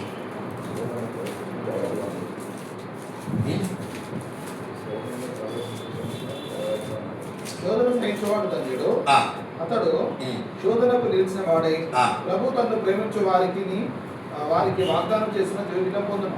శోధన సహించువాడు ధన్యుడు, అతడు శోధనకు నిలిచిన వాడే ప్రభు తన్ను ప్రేమించి వారికి వాగ్దానం చేసిన జీవ కిరీటం పొందును. మొట్టమొదటిగా శోధన సహించిన వాడు ఎవరు? ధన్యుడు. అతడు శోధనకు నిలవాలి. అసలు క్రీస్తు ఎందుకు శోధించబడాలి?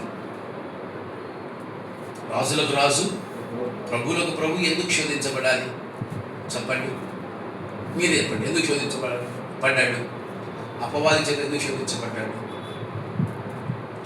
రక్త మాంసములు కలిగిన ప్రతి ఒక్కరూ, గుర్తుపెట్టుకోండి, రక్త మాంసములు కలిగిన ప్రతి ఒక్కరూ బలహీనులే. అది క్రీస్తు అయినప్పటికీ ఆ బలహీనత నుంచి బయటికి రావడానికే, ఆ బలహీనతల నుంచి ఆయన బలవంతులుగా మార్చబడ్డానికే ఏం చేయబడ్డాడు? శోధించబడ్డాడు. ఆ శోధనలో ఆయనకు అనేకమైన లోకాన్ని చూపించుండొచ్చు. అపవాది అనేకమైన కార్యాలు చేసి ఉండొచ్చు, తను బలహీనపరిచి ఉండొచ్చు, తన ఆత్మీయ జీవితాన్ని పాడు చేయాలని చూసి ఉండొచ్చు. యేసయ్యని ఎన్ని రకాలుగా ప్రయత్నించవచ్చు. కానీ క్రీస్తు దాన్ని సహించాడు. దాని కొరకు ఆ శోధనలో నిలిచాడు. అందుకే ఇంకా కింద చెప్తాడు, దేవుడు కీడు విషయమై శోధింపనేరడు. కీడు విషయమై దేవుడు అంటే నేను నాశనం చేయాలని కానీ, నేను పాడు చేయాలి కానీ, నేను సర్వనాశనం చేయాలని దేవుడు శోధించడు. ఫర్ ఎగ్జాంపుల్ చెప్తాను. దేవుడికి కోపం వచ్చింది మన మీద, మనకు ఒక రోగమో పులకరమో ఇచ్చాడు. ఇప్పుడు యోనా అన్నిటికీ మన పెద్ద యోనా పైన దేవుడికి కోపం వచ్చింది. ఓకేనా? ఇప్పుడు దేవుడు యోనాను చంపేయాలని శోధించాడా? చంపేయాలని చూశాడా? ఏం చేశాడు? ఇప్పుడు సముద్రంలో యోనాను పడేశాడు. వదిలేసి దేవుడు వదిలేసి ఏం జరిగేది? అంటే యోనాను కీడు విషయమే దేవుడు మేలు విషయమే శోధిస్తాడు. ఆ యోనాను ఎప్పుడే సావనిచ్చాడా? లేదు. అదే దేవుడు గొప్పతనం అంటే సావనీయుడు, బ్రతకనీయుడు అంటే ఆరాధిస్తూ ఉంటాడు. అబ్రహాం కూడా దేవుడు శోధించాడుగా, శోధించాడు. కీడు విషయం శోధించాడు. ఇస్సాకుని చంపాలని శోధించాడా? లేదుగా. ఈరోజు నీతిమంతులకు కలిగే శోధనలు మహిమకరం. తను ప్రేమించే వారిని శోధిస్తానంటున్నాడు. నీతిమంతులకు కలిగే శోధనలు మహిమకరమైనవి. ఆ శోధనలో మనం నిలవాలి. ఇప్పుడు క్రీస్తుకు అదే శోధన. తన రక్త మాంసంలో కలిగిన క్రీస్తు గనక తనను ఆయన ఎలా మార్చాలనుకున్నాడు? పదులుగా మార్చాలనుకున్నాడు. క్రీస్తుకే శోధనలు తప్పలేదు. క్రీస్తుకే శోధనలు తప్పలేదు. మనకు శోధనలు వస్తే పెద్ద విషయమా? చిన్న శోధనకే పడిపోతామా? చిన్నదానికే పడిపోతామా? ఎలీషా చుట్టూ శోధన, ఒక 10 మంది మనం చుట్టుకుంటే ఏం చేస్తాం? ఎప్పుడు మన స్వరంలో తేడా వస్తుంది. అప్పుడు అన్న కాదులే అన్న, 10 మంది చుట్టుకుంటాను. ఎలీషా చుట్టూ ఎంతమంది చుట్టుకున్నారు? 1000 మంది. ఆయన ప్రవర్తనలో తేడా వచ్చిందా? దెబ్బ గుడ్డలో చేశాడు. ఏం చేశాడు? ఎలీషాకు శోధన వచ్చిన శోధనలో ఏం చేశాడు? నిలబడ్డాడు. క్రీస్తువు శోధన వచ్చినా క్రీస్తు ఏం చేశాడు? నిలబడ్డాడు. ఇదో మన కుటుంబంపై ఒక శోధన వస్తానే ఎప్పుడు ఏం చేస్తాం? నాకు ఈ క్రైస్తత్వం వద్దు, నాకు ఈ యేసయ్య వద్దు. యేసయ్య నమ్ముకుంటే కష్టాలే, యేసయ్య నమ్ముకుంటే బాధలే. అందరికి ఆత్మనిచ్చిన దేవుడు నాకు ఆత్మను ఇవ్వాలని వాడైనా వదిలిపెట్టాడు. యేసయ్య శోధన సహించాడు. ఎందుకు? వాడిని తోమాడు దేవుడు. ఏం చేశాడు? శాపం తగినట్టు తోమాడు. క్రీస్తు అంటేనే సంపూర్ణం. ఇప్పుడు ఆ వ్యక్తిని అపవాదం ఏం చేస్తున్నాడు? శోధిస్తా. కానీ దేవుడి దీని ఎక్కడ ఆయన తగ్గలేదు. ఆయన ఎవరిని శోధింపడు కనుక ఎవరైనా శోధింపబడినప్పుడు నేను దేవుని చేత శోధింపబడుచున్నావా అనకూడదు. ఎందుకు ఈ మాట చెప్పాడు? మరి అబ్రహామును శోధించలేదా, యోనాను శోధించలేదా అని మీరు అనొచ్చు. దేవుడు దేని విషయమే శోధించడంట? కీడు అంటే ఏంటి? నాశనం అయిపోవటం. నాశనం చేయడమే కీడు. మన నాశనం కాలికి దేవుడు ఎప్పుడు శోధించాడు. మన నాశనం అయినప్పుడు మన ఆత్మీయ జీవితాలు సరిగా లేక బాగా మందు తాగుతూ దేవాలను నన్ను శోధిస్తున్నావు, మందు తాగని అనుమతించావంటే దేవుడు మందు తాగమంటాడా? వ్యభిచారానికి బాగా అలవాటు పడిపోయాడు. నాదేముంది, దేవుడు అనుమతించాడు, ఆయన చూస్తున్నాడు, నేను వ్యభిచారం చేస్తా ఉంటా. ఈ శోధన ఆయన ఇచ్చింది అంటామా? పాడుగా నిన్ను పాడు అనుభవాలని నడిపించడానికి దేవుడు శోధించడు. కానీ నువ్వు మేలైన అనుభవం వ్యక్తిగా నువ్వు మార్చబడ్డానికే, సువర్ణంగా మార్చబడ్డానికే దేవుడు నిన్ను శోధిస్తాడు. ఇక్కడ చూడండి, ప్రతివాడు తన స్వకీయ దురాశ చేత ఇవ్వబడి మరలు కొల్పబడిన వాడే శోధించబడను. దురాశ గర్భం ధరించి పాపము కనుక పాపము పరిపక్వమై మరణమును కలుగు. ఈరోజు చాలామంది శోధించబడుతున్నారంటే, కీడు విషయమే శోధించబడుతున్నారంటే దానికి కారణం ఎవరంట? తన దురాశ, తన స్వకీయమైన అపరాధం ఏంటి తెలుసా? మరి ఆడ గుంత ఉందిరా పోవద్దురా అంటే పొయ్యి గుంతలో పడ్డా. పడి ఇప్పుడు ఏమంటున్నాడు? దేవా నీ వల్ల నేను శోధించబడ్డాను. చెప్పాడుగా పడొద్దురా. మరి నువ్వు పోయి పడ్డావు. నీ స్వకీయమైన అపరాధం, నీ అందుకే చెప్తున్నాను, స్వకీయమైన ఆలోచన, సొంత ఆలోచనలు క్రైస్తత్వంలో చల్లవు. సొంత నడిపింపు క్రైస్తత్వంలో చల్లదు. మనకేముంది? మనకేమున్నాయి?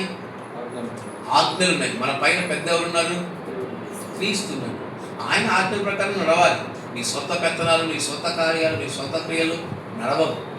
అందుకే చెప్తాడు, నీ స్వకీయ ద్వారానే నువ్వు దురాశకి ఇవ్వబడి నువ్వు శోధించబడుతుంది. దేవుడు నిన్ను కీడి విషయమే శోధించడు, కానీ నిన్ను సువర్ణంగా మారడానికి, నువ్వు పాపంలో పడిపోయి నువ్వు దౌర్భాగ్యంలో ఉన్నప్పుడు మాత్రమే నిన్ను సువర్ణంగా మార్చడానికి నిన్ను వెండి వలె పుటం వేస్తాడు, నిన్ను సువర్ణంగా మారుస్తాడు. అందుకే యేసయ్య గారు ఏమంటున్నారు? శోధింపబడిన మీదట నేను సువర్ణమై మారేదను. ఈరోజు క్రీస్తు ద్వారా శోధింపబడుతున్నప్పుడు నువ్వు శోధనకు అంగీకరించు. నిన్ను మేలుగా మారుస్తున్నాడు. కానీ నీ జీవితం అపవాదించే శోధనలకు, నీ స్వకీయమైన శోధనలకు, ఇప్పుడు పిల్లలు తప్పు చేసి శోధించబడతాయినా తప్పు కారకులు ఎవరు? వాళ్ళే. వాళ్ళ క్రియలను బట్టి వాళ్ళు శోధించబడుతున్నారు, వారు కొట్టబడుతున్నారు. దానికి కారణం ఎవరంటున్నాం మనం? యేసయ్య. అన్నిటికీ యేసయ్య. తప్పండి. క్రైస్తత్వ ప్రారంభంలో అపవాదకుడు గుర్తుపెట్టుకోండి. ఆ అపవాది మనల్ని ఏం చేస్తాడంట? శోధిస్తాడు. ఒక సేవకుడు వ్యభిచారం చేస్తాడని గుర్తుపెట్టుకున్నాను. ఒక సేవకుడు వ్యభిచారం చేస్తున్నాడంటే యేసయ్య అనుమతిస్తాడా? యేసయ్య దాన్ని ఒప్పుకుంటాడా? ఇప్పుడు నువ్వు వ్యభిచారం చేస్తున్నావు, నువ్వు ఎవరి ప్రేరేపణ ద్వారా చేస్తున్నావు? ఎవరి చేత శోధింపబడుతూ చేస్తున్నావు? మరి ఈ శోధన నువ్వు ఏం చేయాలి?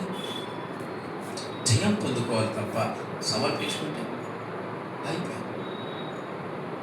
2 నిమిషాల ఆలోచన మన జీవితాన్ని మారుస్తుంది. ఏసేపు 2 నిమిషాల ఆలోచన 2 నిమిషాల ఆలోచన చేయలేకపోయాడు కనుక దావీదు, తన హృదయాన్ని కంట్రోల్ చేసుకోలేకపోయాడు దావీదు, ఆ శోధనలు జయించలేకపోయాడు కనుక దావీదు శోధనలో పడిపోయాడు. అందుకే ఏదన్నా ఎప్పుడన్నా ఆ శోధన వచ్చినప్పుడు ఏ సత్యమే జయం, శివరక్తమే జయం, ఏ సత్యమే జయం, శివరక్తమే జయం. ఆ 2 నిమిషాల వల్ల మనం కంట్రోల్ చేసుకుంటే అయిపోయింది, మనం జయిస్తాం. కనుక క్రైస్తవ జీవితంలో 3వదిగా ఏంటి? ఎంతమంది శోధించబడుతున్నారు? క్రైస్తత్వంలో నువ్వు అడుగు పెట్టకుండా నీకు శోధనలు వస్తాయి, నువ్వు అడుగు పెట్టినా శోధన వస్తాయి. కానీ నీ శోధన దేంతో ప్రారంభం కావాలి? దేవుడు మహిమతో ప్రారంభం కావాలి. కానీ నువ్వు శోధించబడతా ఉంటే క్రీస్తు మీద ఇంకా నిందలేసి క్రీస్తు మీద ఇంకా దుమ్మెత్తికి వస్తే నువ్వు క్రైస్తవుడు కాదు, నువ్వు క్రైస్తవుడు కానే కాదు. నేను కూడా సంఘం ప్రారంభించిన కొత్తలో నా చిన్న సమస్య బండి రిపేర్ వస్తే ఆయన మీద దౌరుకునేవాడిని ఆయన మీద. నాకు ఏ సమస్య ఎవరు దౌరుకునేవాడిని? అపవాదం ఎక్కడున్నాడు? మనం శోధిస్తాడు. శోధనలో మనం జయం పొందుకోవాలన్న ఆలోచన మనకు చీకట్లు ఉన్నవారికి రాదు. అప్పుడు నేను చీకట్లు ఉండేవాడిని. ఇప్పుడు ఏ శోధన వచ్చినా నాకు సహాయం చేయి, నాకు సహాయం చేయి. నేర్పిస్తాడు దేవుడు, మనకు నేర్పిస్తాడు, నేర్చుకోవాలి. కనుక శోధించబడినప్పుడు ఏం చేయాలి? మనము క్రీస్తు వైపు చూడాలి. 4వదిగా చెప్పండి. ఏదైనా ఎవరి ద్వారా? ఆత్మ వలన. ఏంటంట? ఆత్మ వలన. శోధించబడేటప్పుడు మనకు సహాయకుడిగా ఎవరు ఉండాలి? ఏ ఆత్మ? దురాశలను మేలుకొల్పే ఆత్మన, దురాత్మన? ఏ ఆత్మ మనకు సహాయం కావాలి? పరిశుద్ధాత్మ సహాయము క్రీస్తుకుంది, ఇగస్ నీకుందా? పరిశుద్ధాత్మ శోధనలు జయించడానికి ఎవరి సహాయం కావాలి? పరిశుద్ధాత్మ దేవుడి సహాయం కావాలి. ప్రతి విషయంలో నీకు జ్ఞానాన్ని ఇవ్వాలి, ప్రతి విషయంలో నీకు వివేకాన్ని ఇవ్వాలి, ప్రతి విషయంలో నీకు తోడుగా ఉండాలి. నువ్వు ఉచ్చరింప శక్యం కానీ మూలుగులతో నువ్వు బలహీనంగా ఉన్నప్పుడు ఆయన నీ కొరకు ప్రార్థన, నీ ద్వారా ప్రార్థన ఆయన చెయ్యాలి. నువ్వు పరిశుద్ధాత్మ తోడుందా? క్రైస్తవుడా పరిశుద్ధాత్మతో నీకుందా? పరిశుద్ధాత్మ తోడు లేకుండానే నేను క్రైస్తత్వంలో మునిగి తేలుతున్నాను, నేను క్రైస్తవుడిగా బ్రతుకుతున్నానని ఒక భ్రమలో ఉంటున్నావా? ఆత్మతోలున్న చోట ఏముంటుంది తెలుసా? విజయం ఉంటుంది. నువ్వు క్రైస్తత్వంలో విజయాన్ని పొందుకున్న వ్యక్తిగా ఉంటున్నావా? క్రీస్తుకు నువ్వు రిఫ్లెక్ట్గా ఉంటున్నావా? నిన్ను చూస్తే క్రీస్తు అంటున్నారా? నిన్ను చూస్తే ఇంకొక మాట అంటున్నారా? గుర్తుపెట్టుకోండి, ప్రతి సేవకుడి మాట, నిలబడిక, కదలిక, ఒక విశ్వాసి మాట, కదలిక అందరూ గమనిస్తుంటారు. మనం ఎవరు మనల్ని గమనించాలని పిల్లాగా కళ్ళు మూసుకొని పాలు తాగే వ్యక్తిగా ఉండొద్దండి. ఈరోజు విశ్వాసి ఉన్నాడు, ఒక విశ్వాసి ఒక గ్రామంలో ఉన్నాడంటే అన్నీ వాళ్ళ పిల్లల ఆఖరికి లోకస్తులు ఏం వెతుకుతారు? ఆత్మీయులు ఏం వెతుకుతారు తెలుసా? ఈరోజు అంటే లోకస్తులకు ఆత్మీయులకు ఈరోజు తేడా లేదు కాబట్టి చెప్తున్నా. ఆత్మీయులు అంటే క్రీస్తులో బాగా సపోర్ట్ చేసేవారు. అలా కాదు, పేరుకు మాత్రం సంఘంలో ఆత్మీయులు ఏం వెతుకుతారు తెలుసా? వీడు ఎప్పుడు నాశనం అవుతాడు, వీడెప్పుడు వీడి పేరు వస్తూ ఉంది, వీడు దేవుళ్ళు ఆనందిస్తున్నాడు, వీళ్ళ పిల్లలు ఎప్పుడు నాశనం అవుతారా, వీళ్ళ పిల్లల గురించి ఎత్తుకుతా ఉంటారు. ఏం దొరుకుతుందా, ఏం దొరుకుతుందా, ఏం దొరుకుతుందా?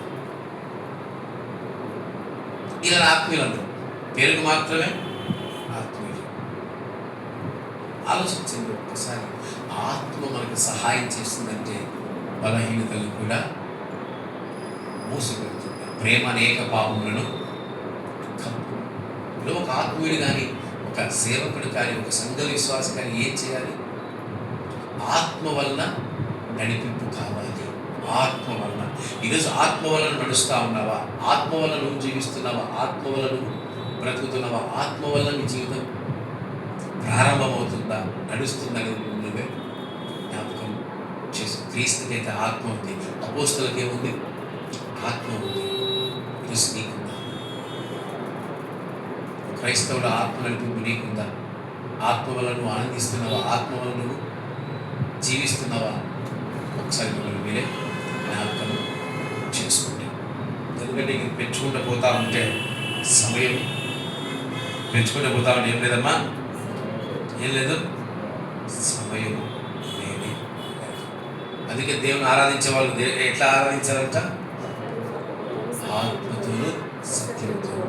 క్రైస్తవుడు ఆరాధన ఎట్లా చేయాలి? ఆత్మతో సత్యంతో.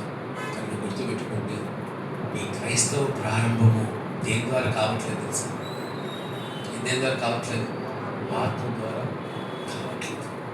అందుకే సంఘాలు నష్టమవుతున్నాయి, అందుకే సేవల కుటుంబాలు నష్టమవుతున్నాయి, అందుకే సేవల కుటుంబాల్లో వ్యభిచారాలు, సేవకుల కుటుంబాల్లో, విశ్వాసుల కుటుంబాల్లో, క్రైస్తవుల కుటుంబాల్లో వ్యభిచారాలు, చారత్వాలు, దొంగతనాలు, దోపిడీలు, తాగుడులు, ఇంకా నరహత్యలు, దురాత్మలు, ఒకటి కాదు, రెండు కాదు.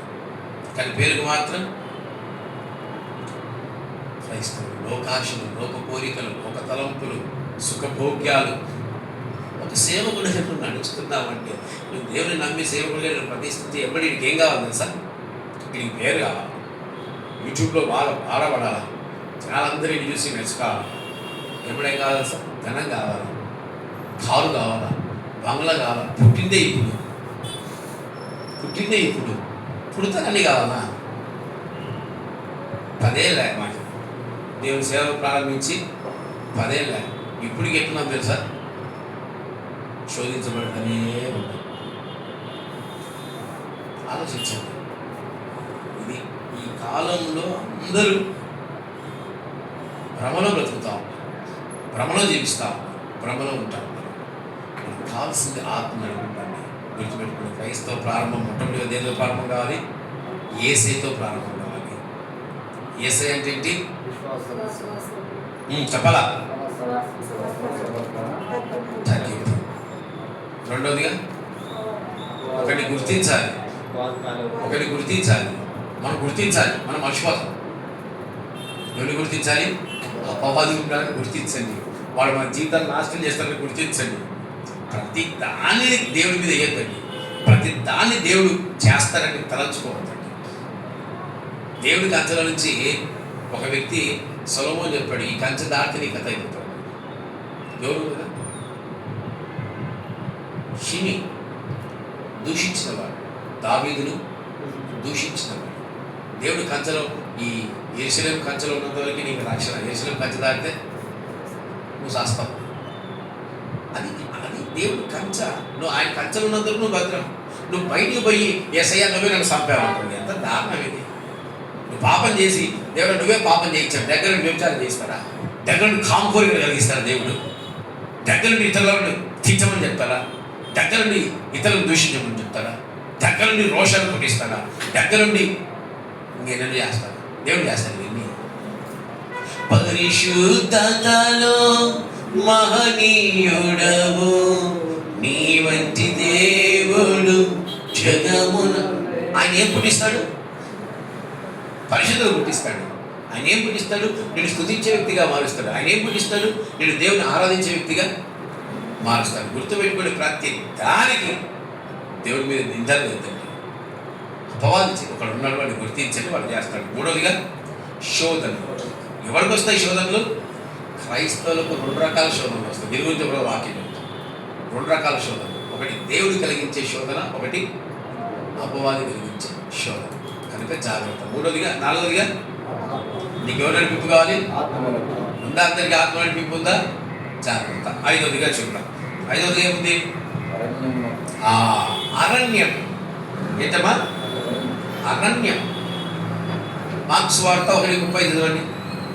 మార్క్స్ వార్త 1:35. మార్క్స్ వార్త 1:35. ఆయన పెద్దగక్కడ లేచి ఇంకా చాలా చీకటి ఉండగానే బయలుదేరి అరణ్య ప్రదేశంలోకి వెళ్ళి ఎక్కడికి వెళ్ళాలంట? ఎక్కడికి వెళ్ళాలంటమ్మా? అరణ్య ప్రదేశం. అరణ్యం అంటే ఏంటి?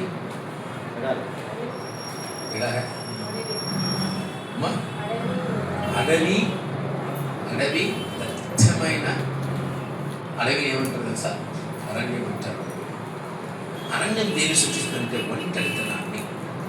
దేని సూచిస్తుంది?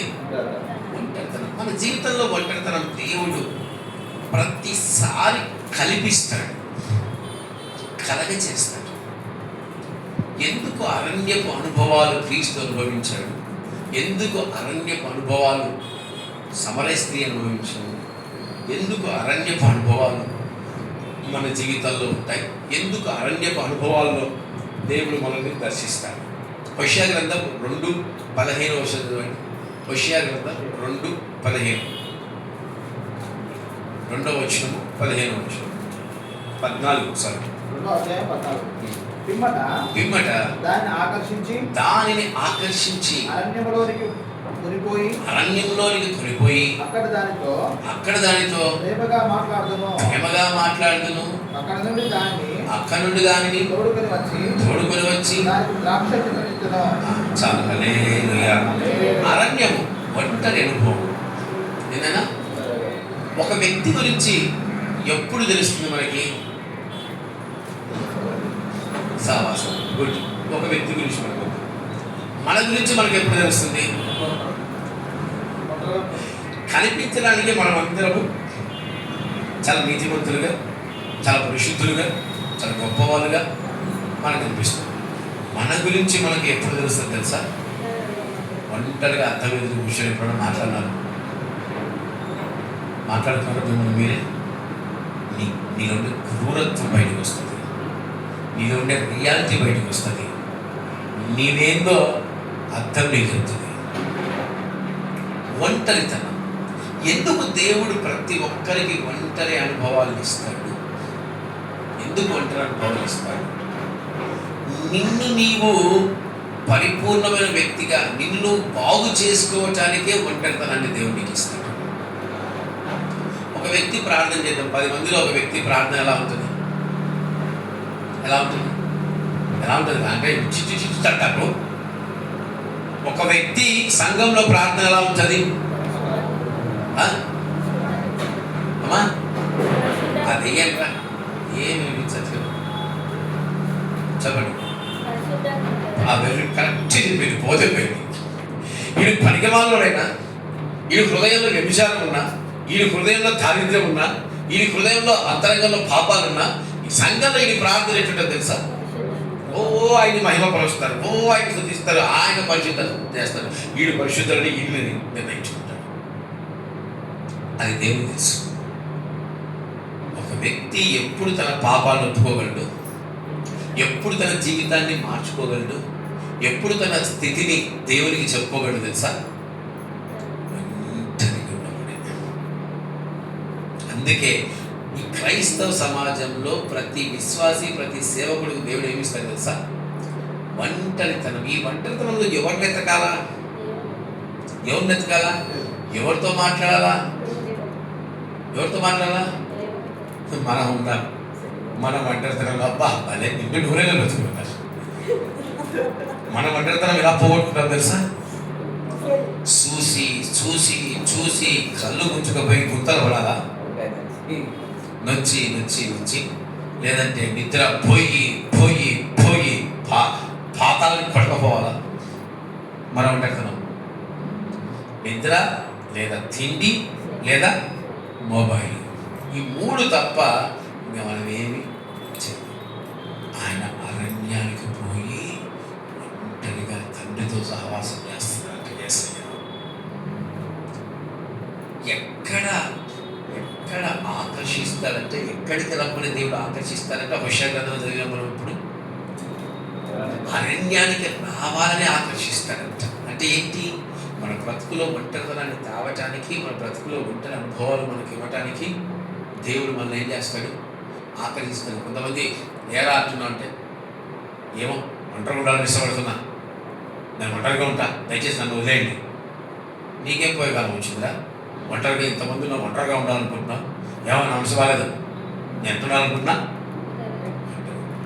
అది ఇచ్చింది ఆయనే. ఆ ఒంటరితనంలో ఎవరితో మాట్లాడుతుంది తెలుసా? దేవుడితో మాట్లాడుతుంది. ఈరోజు క్రీస్తుకు ఎందుకు ఒంటరితనాన్ని ఇచ్చాడు, అరణ్యాన్ని ఇచ్చాడు?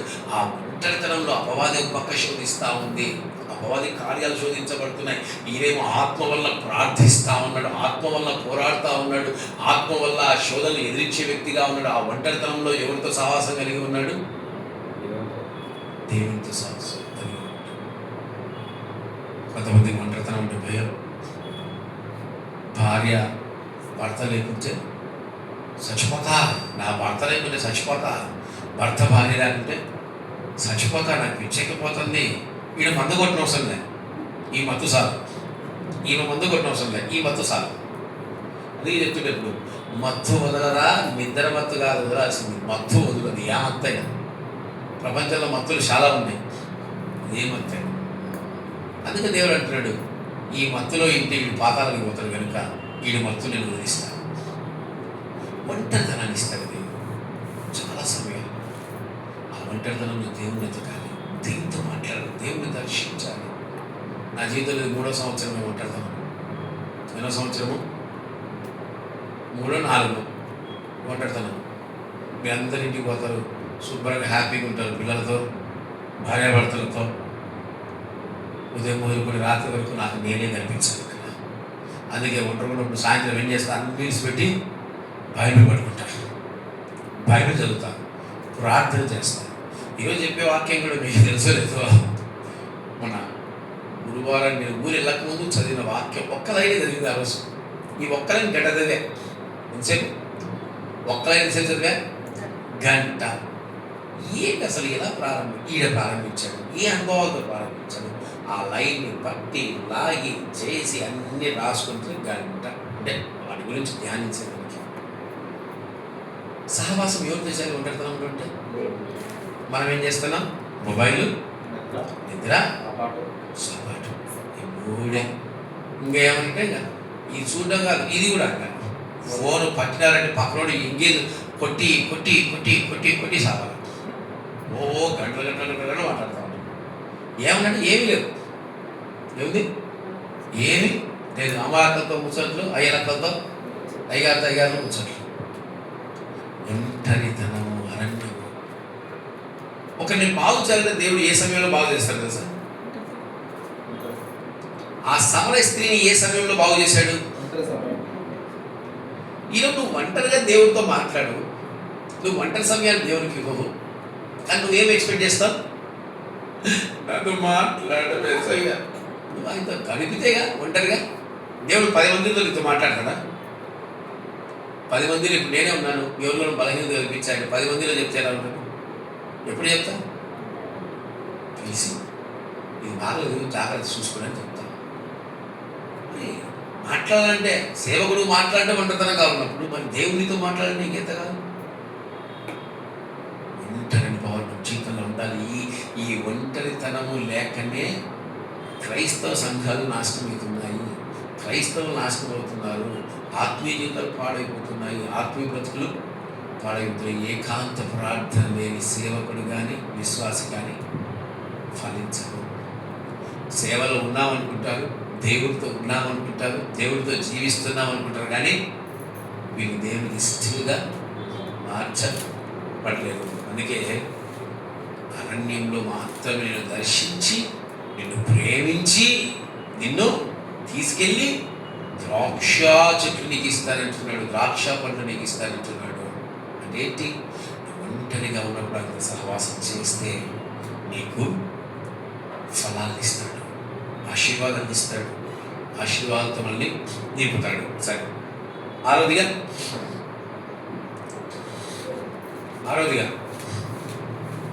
చెప్పాలి. ఆరోదిగా 40 ఏంటమ్మా? 40. అసలు 40 దేన్ని సూచిస్తుంది మనకి? 40 దేన్ని సూచిస్తుంది? 3 సార్లు మనకు బైబిల్లో 40 కనిపిస్తున్నాయి. 40 దినములు కూడా, 40 దినములు ఉపవాసాలు వేరు, 40 దినముల అనుభవాలు వేరు. 40 it's a long period.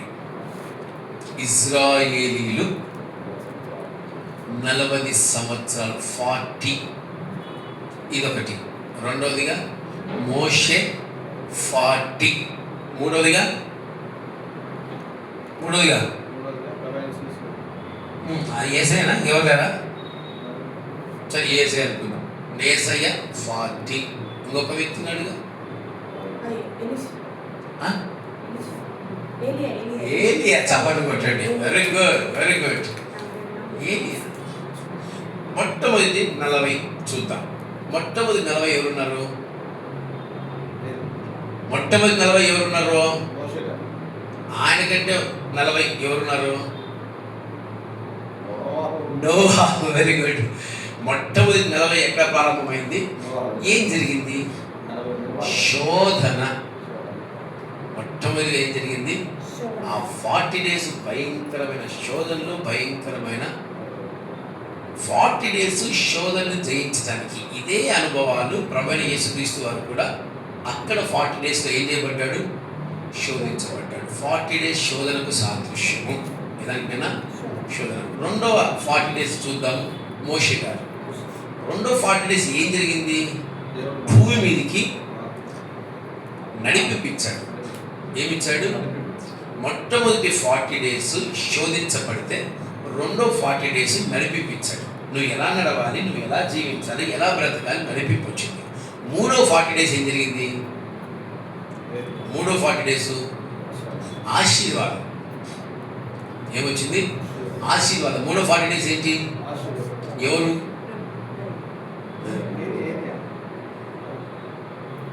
Israel నడిపింపు. 40 సంవత్సరాల కష్టం ద్వారా 40 సంవత్సరాల తర్వాత వాళ్ళు ఏం చూశారు? ఆశీర్వాదాన్ని చూశారు. ఏం చూశారు? ఆశీర్వాదాన్ని. ఫస్ట్ ఏంటి? 40 days అంటే శోధన. రెండవదిగా నడిపింపు. మూడవదిగా ఆశీర్వాదం. నాలుగవదిగా దుఃఖంలో ఉన్న వ్యక్తి ఓదార్చబడి ధైర్యంగా ముందుకెళ్తాడు. ఏలియా దుఃఖంలో ఉన్నప్పుడు దేవుడు అతన్ని ఎన్ని దినాలు నడిపించాడు?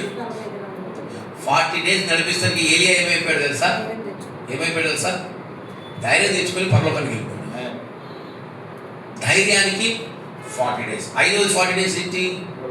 ప్రభువైన యేసుక్రీస్తు వారు పరిచర్య ముందు 40 days చేశాడు ఆయన. ఏంటి?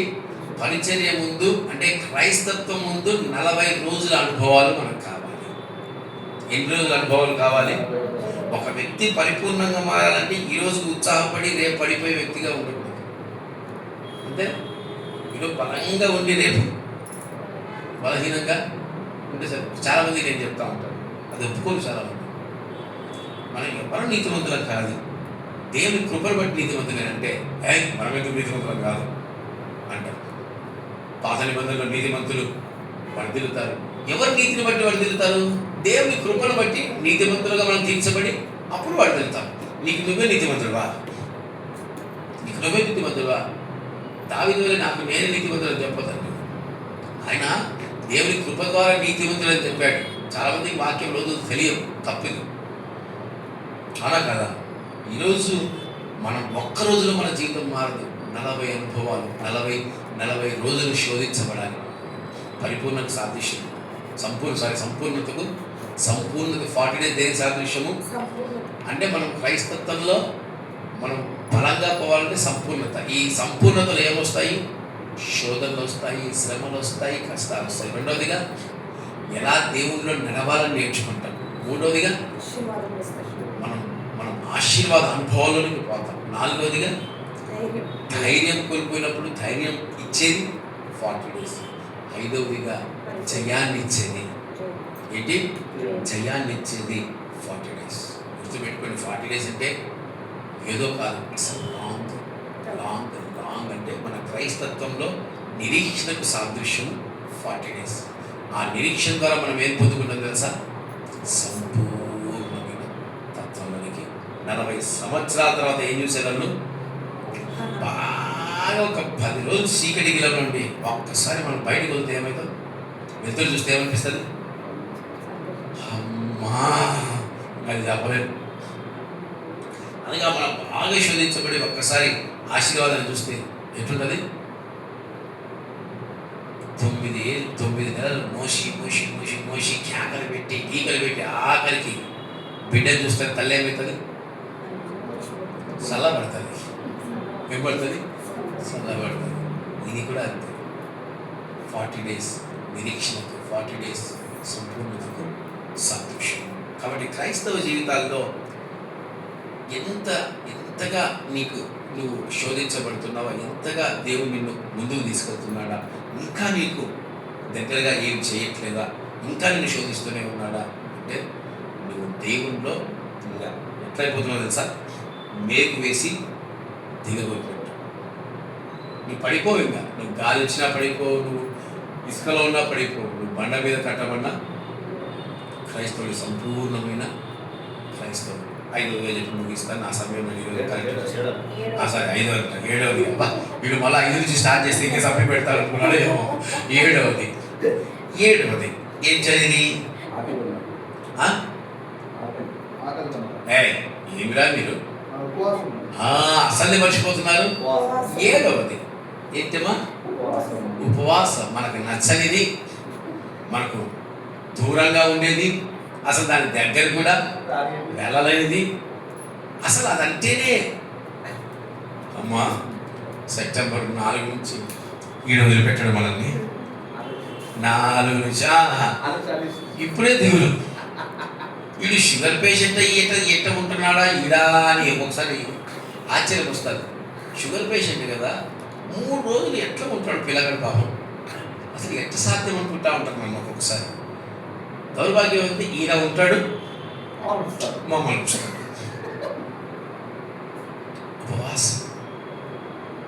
7వదిగా క్రైస్తత్వంలో మనం ఎప్పుడు వారములో కనీసము 2 మార్లన్నా మనం చెయ్యదగినవి ఉపవాసం. ఎందుకు ఉపవాసం చెయ్యాలి? ఫస్ట్ నేను చెప్పాను మీకు, ఉపవాసం అంటే మీరు ఏదో చాలాసార్లు చెప్తుంటారు. అసలు ఉపవాసం అంటే ఏంటి, అర్థం ఏంటి? ఇంతకుముందు కూడా చెప్పాను. అందరికి బాగా చెప్తారు. ఉపవాసం అంటే ఏంటి? దేవునితో సహవాసం. అంటే ఉపవాసాలు ఎప్పుడు దేవునితో సహవాసం చేయాలి చేస్తారని. ఉపవాసం అంటే ఏంటి నేను చెప్పా. ఇట్టాది ఉండవు. ఆ రోజు అన్న ఫస్ట్ మేము ఇంటికి వచ్చేది బిర్యానీ మడుగు పని ఉందబ్బా. దానిని మరీ అంటున్నాడు. ఆ రోజన్నా మేము లేట్కి వచ్చినా చూసినాం. ఆ రోజు బిర్యానీ, ఏ బిర్యానీ ఇక్కడ ఏదో చెప్పారు, షాహాద్ బిర్యానీ, నా తలకాయ బిర్యానీ. అది ఇక్కడేదో ఉందమ్మా. ఇక్కడ ముకురం అంట.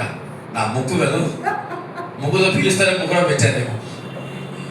ఆ ముక్కలు చేసిన బిర్యానీ మనం నిన్న తింటాం. మనం ఎప్పుడో బిర్యానీ చేస్తే ఇంట్లో చెప్తున్నాడు, అబ్బా ఆ రోజు చేసిన బిర్యానీ అన్నా ఇప్పుడు చెప్పురా ఉపవాసం వచ్చేది.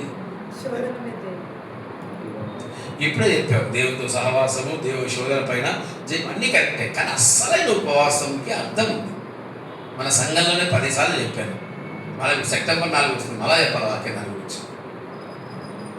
ఉపవాసం అంటే నిన్ను నువ్వు బలహీనపరచుకోవటము. ఉపవాసం అంటే ఏంటి? నిన్ను నీవు బలహీనపరచుకోవటము. కడుపు నిండా తింటుండవు తెలుసా నువ్వు? 100 కేజీలు ఎత్తుతావు. కడుపు నిండా తినకుండా మూటలు పోయమంటే అమ్మా నాకు శక్తి లేదు, నా వల్ల కాదు. అయ్యారు అంటాడు పైనుంచి గురించి, అమ్మ ఆకలిస్తుందన్నా, ఎవరు గురిస్తుంది, నేను తినలేను, నేను చేయలేను. కడుపు నిండా తినబట్టే తేపల తంసం పట్టి ఇచ్చిన పొట్ట పెట్టుకునే పోయి వస్తాను వాడు. ఉపవాసం అంటే అర్థం ఏంటి? నిన్ను నీవు బలహీనపరుచుకోవటం. దేవుని ఎదుట, ఆయన మహిమ ఎదుట నీ శరీరంలో ఉండే ప్రతి బలాన్ని తీసివేసుకోవడమే ఉపవాసం. బలంగా ఉన్న వ్యక్తి చూడండి, ఎవరిని కొడదామా అంటాడు. అదే బలంగా ఉన్న వ్యక్తికి జ్వరం వచ్చా, పులగరం వచ్చా, ఇప్పుడు ఏమంటే ఎటుంటాడు తెలుసా? అమ్మా అమ్మా నా వల్ల కాలేదు, చలి వస్తుంది అంటే ఏంటి? బలం ఉన్నప్పుడు కొవ్వు మాటలు మాట్లాడతాం. బలం ఉన్నప్పుడు దేవునికి వ్యతిరేకమైన మాటలు మాట్లాడతాం. బలహీనపడినప్పుడు నువ్వు తప్ప నాకెవరు? కన్నులు, నా గుడ్డలో కన్ను ఉంటే దావీదు కుమారుడు దాడిపోగంటాడా? ఎప్పుడు అంటున్నాడు? బలహీనుడిగా ఉన్నాడు కనుక ఎప్పుడేమంటున్నాడు? దావీదు కుమారుడు నన్ను దారిపోదు. అంతే. అందుకు దేవుడు ఉపవాసాలు ఉంటాడంటే నీ శరీరము బలంగా ఉండకూడదు. నీ శరీరం బలంగా ఉంటే దేవుడి ఆత్మ నిన్ను వాడుకోదు. ఎప్పుడైతే నీ శరీరం బలహీనపరచబడి నిన్ను నువ్వు పూర్తిగా తగ్గించుకొని ఆ బలహీనతలో నువ్వు దేవునితో సహవాసం చెప్పాడు. దాని ఉపవాసం అంటే శోధన పైన చేయమని. అంటే ఎప్పుడైతే నిన్ను తగ్గించుకొని నా శక్తి సరిపోతే సయ్యా, నా బలం సరిపోతే సయ్యా అన్నప్పుడు ఆత్మదేవుడు నిన్ను ఆవరించి అప్పుడు నీ జీవితంలో గొప్ప కార్యాలు చేస్తాడు. ఎందుకు ఉపవాసం ఉంటే జయం వస్తుంది తెలుసా? నీ బలము ద్వారా కాకుండా దేవుడి బలము ద్వారా మాత్రమే జయమిచ్చేది ఉపవాసం. నువ్వు బాగా బలంగా తింటే యాడికైనా తిరగాలంటావు. నువ్వు బాగా బలంగా తింటే ఎన్ని మాట్లాడతావు. నువ్వు బాగా బలంగా ఉంటే ఎన్ని కార్యాలను చేస్తావు. అదే బలహీనంగా ఉంటే ఒక మూలకి దేవా నన్ను కాపాడు, దేవా నన్ను రక్షించు, దేవ నా జీవితాన్ని మార్చు. అందుకే వారానికి 2 సార్లు మనకు కలిగిన బలాన్ని ఏం చేసుకోవాలి? మనకు కలిగిన శరీర బలాన్ని ఏం చేసుకోవాలి? బలహీన పరచుకోవాలి. మనం ఎప్పుడు బలహీనగా చూడాలి. అప్పుడు అందుకే పౌలు గారు చాలా చక్కగా అంటున్నాడు, నీ బలహీనత యందు నా శక్తి పరిపూర్ణము అవుతుంది. మోషే బలహీనపరుచుకున్నాడు కనుకనే మోషే శక్తివంతుడై ఆ యొక్క దేవుడు ఆజ్ఞలు మోయగలిగాడు. దేవుడు ఆజ్ఞలు ప్రజలందరికీ అందించగలిగాడు. ఏలియా తను బలహీనపరుచుకున్నాడు కనుకనే తనలో ఉండే భయాన్ని కోల్పోయి ధైర్యవంతులుగా మార్చబడి దేవుడితో పరమునకు ఎలీషాను అభిషేకించి దేవుడితో పరమునకు పోగలిగాడు. 40 దినములు అనుభవాలు నోవాహు కలిగి ఉన్నాడు కనుకనే ఎన్ని శోధనలు చూసింటాడు, ఎన్ని భయాలు చూసింటాడు, ఎన్ని వేదనలు చూసింటాడు. ఆలోచించండి. అదే నన్ను అంటా ఉంటారు, ఎప్పుడన్నా సిస్టర్ గారు కాల్ చేసి ఈరోజు బ్రదర్ గారికి వంట చేయండి, వాళ్ళు అసలుకి వంటలు అయిపోయింటారు. సముద్రం మీదినోడికి పిల్లకాల లెక్క, 500 మందికి 600 వంట చేసినోడికి ఇంట్లో పప్పు చేయడం లెక్క, అన్నం చేయడం లెక్క, 40 దినాలు ఉపవాసం చూసినోడికి, దేవుని శక్తి పొందుకున్నోడికి ఈ చిన్న చిన్న శోధనలు ఒక లెక్క. ఆలోచించు. ఉపవాసం అనేది నిన్ను బలహీనపరిచేది. ఉపవాసం అనేది నీలో దేవుని శక్తి నింపేది. ఉపవాసం అనేది దేవుని ఆత్మ నీలో అగ్నిగా మండించేది. అందుకు ఉపవాసం. క్రైస్తవ జీవితంలో ఉపవాసాలు మానేశారు. సంఘాల్లో కుటుంబాలు ఉపవాసాలు మానేశారంటే వారు భ్రమలో ఉండి నేను క్రైస్తవురాలను ఒక భ్రమలో ఉండి జీవిస్తున్నారు. దేవుడు ఆశీర్వాదాన్ని పొందుతుంది. ఇస్తేనంటుంది ఉండండి ఉపవాసాలు. ఈరోజు మనం అంతా శరీరపరంగా బలంగా ఉన్నాం కాబట్టినే హామాతు లాంటి వాళ్ళు మన పైన తిరుగుబాటు చేస్తున్నారు. ఇప్పుడు now it's a time. What's the time? మన శరీర బలాన్ని పోగొట్టుకుందాం. ఉండండి నేను ఉంటాను. శరీర బలం ఎప్పుడైతే కోల్పోయారో ఆత్మ బలం పనిచేసింది. అక్కడ ఏం పనిచేసింది? ఆత్మ బలం పనిచేసింది. ఈరోజు మన కుటుంబంలో ఆత్మ బలానికి ఇష్టపడంగా, ఈరోజు మన సంఘాల్లో ఆత్మ బలానికి ఇష్టపడంగా, ఒకరోజు ఒక పూట ఉపవాసం ఉండి ప్రార్థన చేసుకుంటే మీ ఇంట్లో ఉదయకాలం మొదలుకొని లేచి వెగుజాను 3 గంటలకు లేచి ప్రార్థన చేసుకుని తలంటుకొని మధ్యాహ్నం వరకు సమయం అక్కడ దాకా మనం కంఫర్ట్ అనుకుంటే అక్కడ దాకా మనం ఉపవాసం ఉంటే ఏం పోతుంది? ఆశీర్వాదాలు మనకొద్దు, ఆత్మలు మనకొద్దు, నడిపింపు మనకొద్దు, దేవుని కార్యాలు మనకొద్దు, కుటుంబంలో ఇది వద్దు. అదే మన పిల్లలకి ఏమైనా లబోదిబో నా పిల్లలకి అయింది దేవా, ఆ పిల్లలు బాగా చేసేందుకు ఉపవాసం ఉంటుంది. అది అయిపోతానే మళ్ళీ ఏంటి? నువ్వెవరో నేనెవరో, నీకెంత దూరమో నాకెంత దూరం. క్రైస్తవుడిగా పేరు పిలువబడితే కాదు నాయన. క్రైస్తవుడిగా మన జీవితం ప్రారంభం కావాలంటే ఒక ఉన్నత విలువలతో ప్రారంభించాడు ఆ మహానుభావుడు. ఎంతో ప్రారంభించాడు? బైబిల్లో మనం చదువుకుంటే నేను చెప్పేది మీకు ఇప్పుడు ఈ లైన్లో ఇన్ని ఆత్మీయ సత్యాలు ఉన్నాయని ఏ రోజున మనం గ్రహించాము. చూడ్డానికి ఒక చిన్న లైన్, బైబిల్లో ప్రతి మాట ఒక అద్భుతం నాయన. ప్రతి మాట ఒక లోతైన సత్యం. క్రైస్తవ ప్రారంభానికి ఇన్ని చేసిన తర్వాత స్టార్ట్ చేశాడు. ఈరోజు మన క్రైస్తవ ప్రారంభానికి కనీసం మనం చేస్తున్నాము. భ్రమలో బ్రతుకుతున్నాం, భ్రమలో ఉంటున్నాం. ఒకప్పుడు మన సంఘానికి ఉన్న అనుభవం ఏంటి తెలుసా? 40 రాత్రులు 40 పగుల్లో ఉపవాసం. మన సంఘానికి ఎట్లాంటి సంఘం మంది? 4-5తో కూడుకున్న సంఘమా? అప్పుడు 30 మంది వచ్చేవాళ్ళు. చిన్న సంఘం. మన సంఘంలో 40 రాత్రులు 40 పగళ్ళు 2 స్త్రీలు, ఒక వ్యక్తి, ఒక సేవకుడు చేశాడు. సముద్రాన్ని ఈదారు. ఇప్పుడు పిల్లకాల కాదు, జగ్గు నీళ్ళు తీసి ఇట పోసి దీన్ని దాటిందంటే అమ్మా, జగ్గు నీళ్ళతో పోసిన నీళ్ళు తరవకుండా దాటాలంటే కూడా కష్టము బ్రదర్. నా పిండాకులు, నా శాఖలు. ఉపవాసాలకు దూరమయ్యే క్రైస్తవ సంఘము, క్రైస్తవ కుటుంబం, క్రైస్తవ జీవితాలు నాశనం. సంఘాలు అడగాలి, బ్రదర్ ఉపవాసాలు పెట్టండి. మేము కూడా ఎప్పుడు మన కుటుంబము, మన వ్యాపారాలు, మన ఉద్యోగాలు, మన స్థితులు, మన పరిస్థితులు, మన పిల్లలు, దేవుడేమి మనలో? క్రైస్తత్వం ఏది మనలో? ఏది నేను సదాయించాలి. ఉపవాస ప్రార్థన పెట్టండి, ప్రార్థన చేద్దాం. ఒకరోజు దేవునికి పిల్లలు ఆదివారమేనా? ఆదివారం కాకుండా ఒకరోజు దేవునికి మన సమయం మిలేవా? ఆలోచించండి. ఉపవాస ప్రార్థనలకు పాల్గొనలేకపోవటం అనేది చాలా దుఃఖకరం. నేను మన సంఘంలో కొంతమందిని చూస్తుంటాను. దేవుని సేవ కొరకు వ్యాపారాలు వదిలేస్తూ ఉన్నారు, దేవుని సేవ కొరకు ఉద్యోగాలు వదిలేస్తున్నారు. చాలా సంతోషం. కానీ ఉపవాస ప్రార్థన అంటే మనకు వదలలేకపోతున్నారు. ఉపవాస ప్రార్థన అంటే వదలలేకపోతారు. 3 దినాలు ఉపవాసాలు ఉండాలా? ఆఫీస్లో పని ఉంది, అంతా నేనే చూడాలి. లాస్ట్లో చూద్దాంలే, లాస్ట్లో మహిమకరం. ఎందుకు? నాకు ఆశీర్వాదం వద్దు, నాకు ఆత్మ వద్దు, నాకు ఫలితం వద్దు, నేను క్రైస్తవుడిగా ఉండడం వద్దు. అవన్నీ చేయాలంటే నాకు కడుపు కాల్చాలా? నాకెందుకు? ఉపవాసాలు చూడండి మీరు. ఉపవాస దినాలు 3 దినాలు సంపూర్ణంగా చేయండి, పాల్గొనండి. 3 దినాలు అంటే ఎన్ని సాకులు, ఎన్ని వ్యాపార బంధకాలు, ఎన్ని ఆత్మ బంధకాలు, ఎన్ని శారీరక బంధకాలు, ఎన్నేనో చెప్తాం.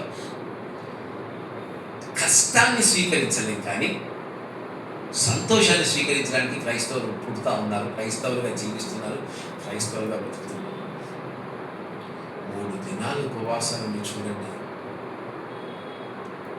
ఈ సంఘం ఈరోజు కూడా మంచి వాగ్దానం పొందుకొని ఈరోజు కూడా మహిమపరచబడుతుందంటే 29, 30, 31 మేము చేసిన ఉపవాసాలు కాదు. అవును, ఈరోజు మీ కుటుంబాల్లో ఉపవాసాలు ఉండాలి. సంఘంలో ఎప్పుడు పెడతా ఉన్నాం? 4, 5, 6. ఇది 2-4 రోజే, పూర్తి కూడా కాదు. అందుకే మనకు ఆయాసం లేదు, మీరు తగ్గిస్తూ ఉంటాం. 2 రోజులు సంపూర్ణంగా ఉంటాం. 3 రోజులు మధ్యాహ్నానికి ఏమవుతాం? ముక్కురం అవుతాం. ముక్కుతో వాసన చూస్తాం. ఇంకా అయ్యారైతే 2 దెబ్బలు వేస్తాం. 2 రోజులు సంపి పెట్టాం, 3 రోజులు కొట్టాలి. దయచేసి అలా ఉండొద్దండి. క్రైస్తత్వంలో ఉపవాసన వాళ్ళు ఉంటారు. వారానికి 2 రోజులు ఉండాలి. నాకు ఆశీర్వాదం లేదా, నాకేమో అని దేవునితో కొట్లాడతాం. కానీ నువ్వు ఉపవాసం ఉండు అని దేవుడు చెప్తా మటుకు ఎన్ని బలహీనలు చెప్తాము. నాకు షుగర్ ఉంది. ఇక్కడ మీ ఎదురు షుగర్ పేషెంటే ఉంటా. గ్యాస్ట్రిక్ జబ్బులు ఉన్నాయి, బీపీలు ఉన్నాయి, థైరాయిడ్ ఉన్నాయి, గుండెపోట్లు ఉంటాయి. నా తలకాయ నా పీడగడు. దేవుని మందిరంలో ఉపవాసాలు గుండెపోటుతో సచ్చినోడు ఎవడు నాకు చూపేది. దేవుడు ఉపవాసాలు షుగర్కి వచ్చి గిలగిల కొట్టుకొని ప్రాణం పోయి ఎవడున్నాడు చూపేది నాకు. అంతా మన భ్రమ. మన శరీరానికి కష్టపెట్టుకోలేక ఓవరాక్షన్ భ్రమ, అధిక ప్రసంగం భ్రమలు. దయచేసి ఇలా ఉండొద్దండి. శరీరాన్ని నలగొట్టుకోండి. ఉపవాసం అంటే పూర్తిగా ఉంటారా? జ్యూసులు దాపుతానే ఉంటాము, టీలు దాపుతానే ఉంటాము, గంజులు దాపుతానే ఉంటాము. అసలు పొట్ట ఖాళీ పెట్టాను నేను ఉపవాసం ఉంటే. అయినప్పటికీ బాధ. దయచేసి ఉండొద్దంట.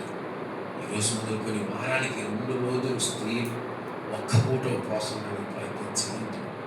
పురుషులు నేను ఎప్పుడు చెప్తుంటా 3 గంటల నుంచి మధ్యాహ్నం దాకా ఒక్క పూట ఉండండి. 3 గంటలు లేచి తలంటుకోండి, అక్కడి నుంచి దేవునితో సమయం గడపండి, ఉద్యోగాలు ఒప్పుకోండి. అప్పటికే 11 ఇంకా 2 గంటలు కృప వదిలేద్దాం. వ్యాపారం చేసేవాళ్ళు ఉదయం 1 గంట బయటికి పోయి వస్తారు. నేను 3 గంటలు వేసి ప్రార్థన చేసుకుని 5 గంటలకు పోతారనుకుందాం, 6కు 7కు వస్తారనుకుందాం. 12 దాకా 1 గంట దాకా సమయం లేదా మీకు? లేదా? ఉంటుంది. దేవునితో గడపండి, ఉపవాసం చేయండి.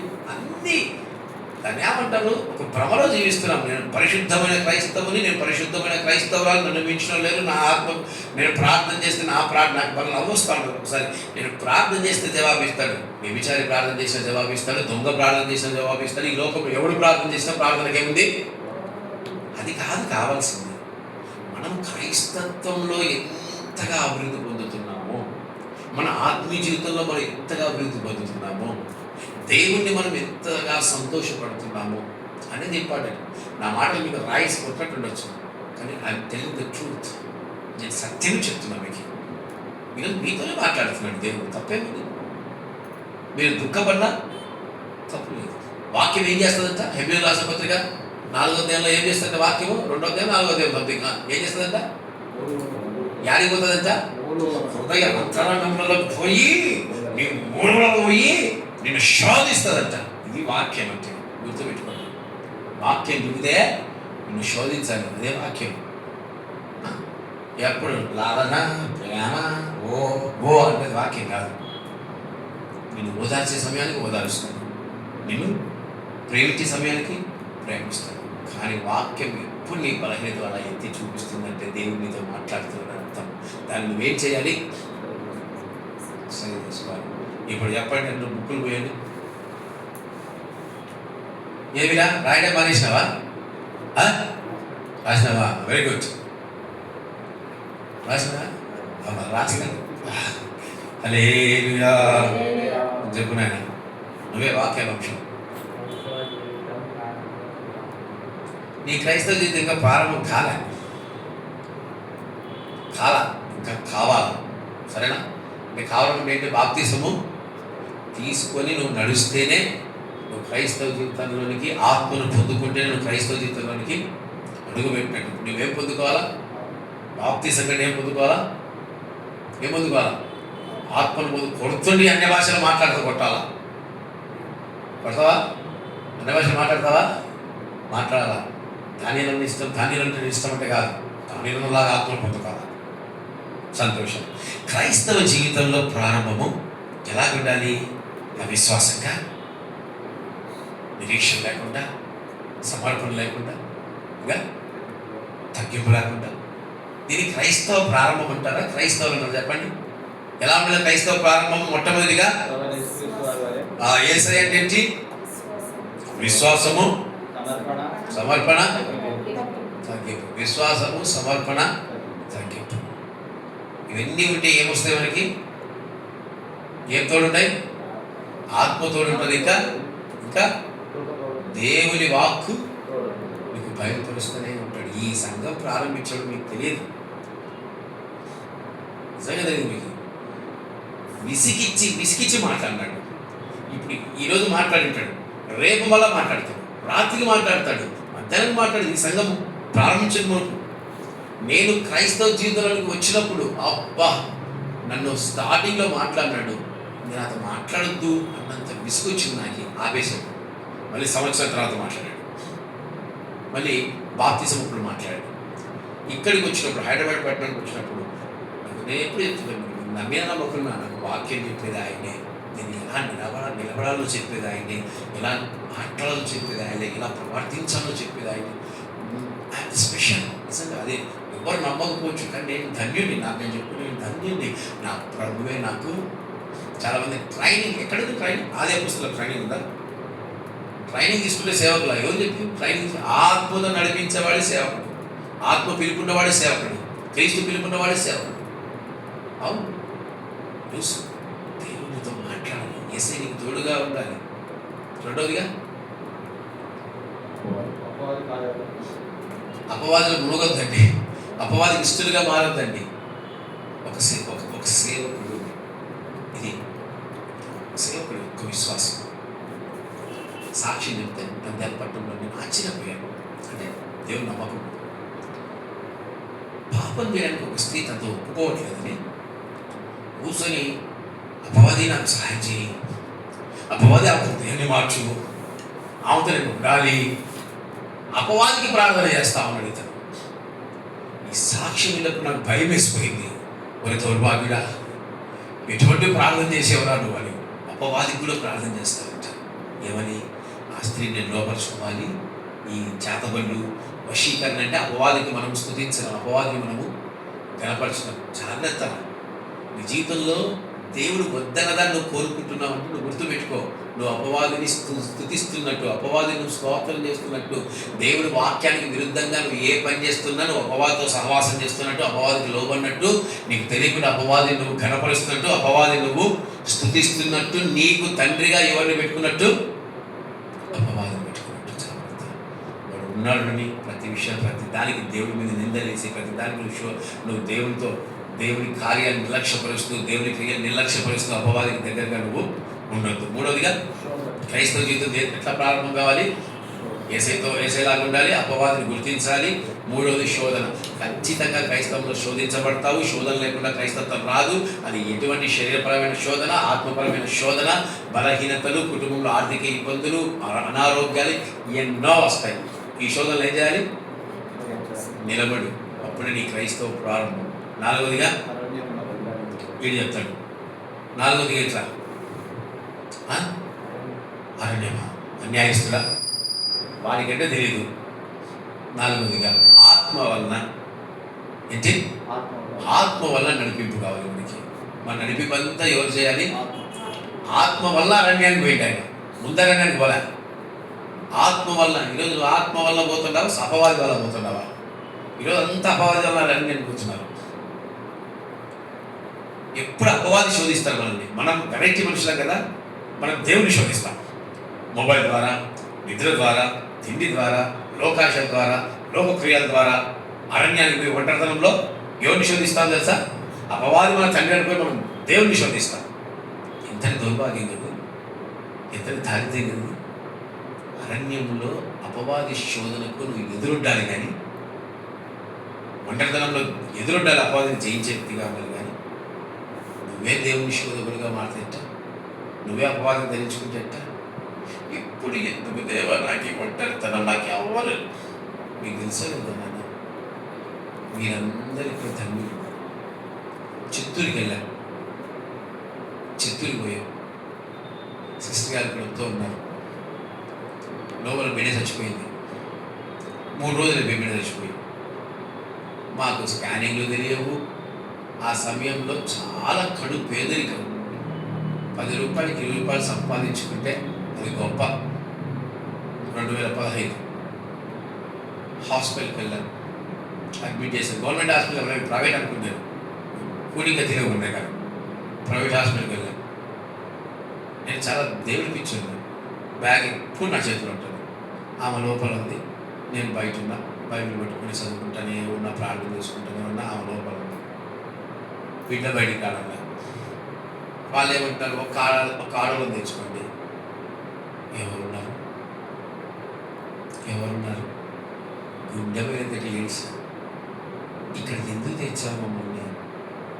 ఇక్కడికి ఎందుకు తీసుకొచ్చావు మమ్మల్ని? మాకు దిక్కేవ్వలేదు అసలు. ఇంటర్దినం లోపల ఆమె ఏడుస్తుంది, బయట ఏడుస్తున్నా. బ్రదర్ వచ్చాడు. వచ్చి పరిస్థితి చూసి సరే మీకోసం ప్రార్థన చేస్తుంది. ఆయన కాకినాడలో పరిశీలన అనేసి ఆయన వెళ్ళిపోయాడు. కాయడానికి వచ్చింది. ఇంకా దుఃఖం వచ్చి ఏడుస్తాను, ఏమున్నా ఏడుస్తానే. ఉదయం చెప్పాడు, ఒక ఆడాన్ని తెచ్చుకుంటేనే హాస్పిటల్లో ఇలా తిరిగిపోయినాడు. ఇంకా కూర్చొని ఏడుస్తున్నా చూడు. ఒంటరితనం అంటే నాకు తెలుసు. ఈరోజు మీకు ఏ ఒంటరితనాలు లేవు. ఆ ఒంటరితనం ఏడుస్తూ ఉంటే ఒక విశ్వాసం దేవుడు రప్పించాడు. 10 గంటలకు ఉదయం. వచ్చిన తర్వాత 1 గంటకు బిడ్డ బయటకు వచ్చేసింది. ఒంటరితనం అంటే ఇదేమ్మా, అయ్యో నేను ఒంటరిని, అయ్యో నేను ఒంటరి జీవితాన్ని జీవిస్తున్నా, నాకు ఆదరణ లేదు. దేవుడు నిన్ను దగ్గర చేసుకోవడానికి ఈరోజుగా నేను ఎవ్వరి పైన ఆధారపడి జీవించను. నేను ఒక్కరిని వచ్చాను, ఒక్కరిని పోరాడతాను.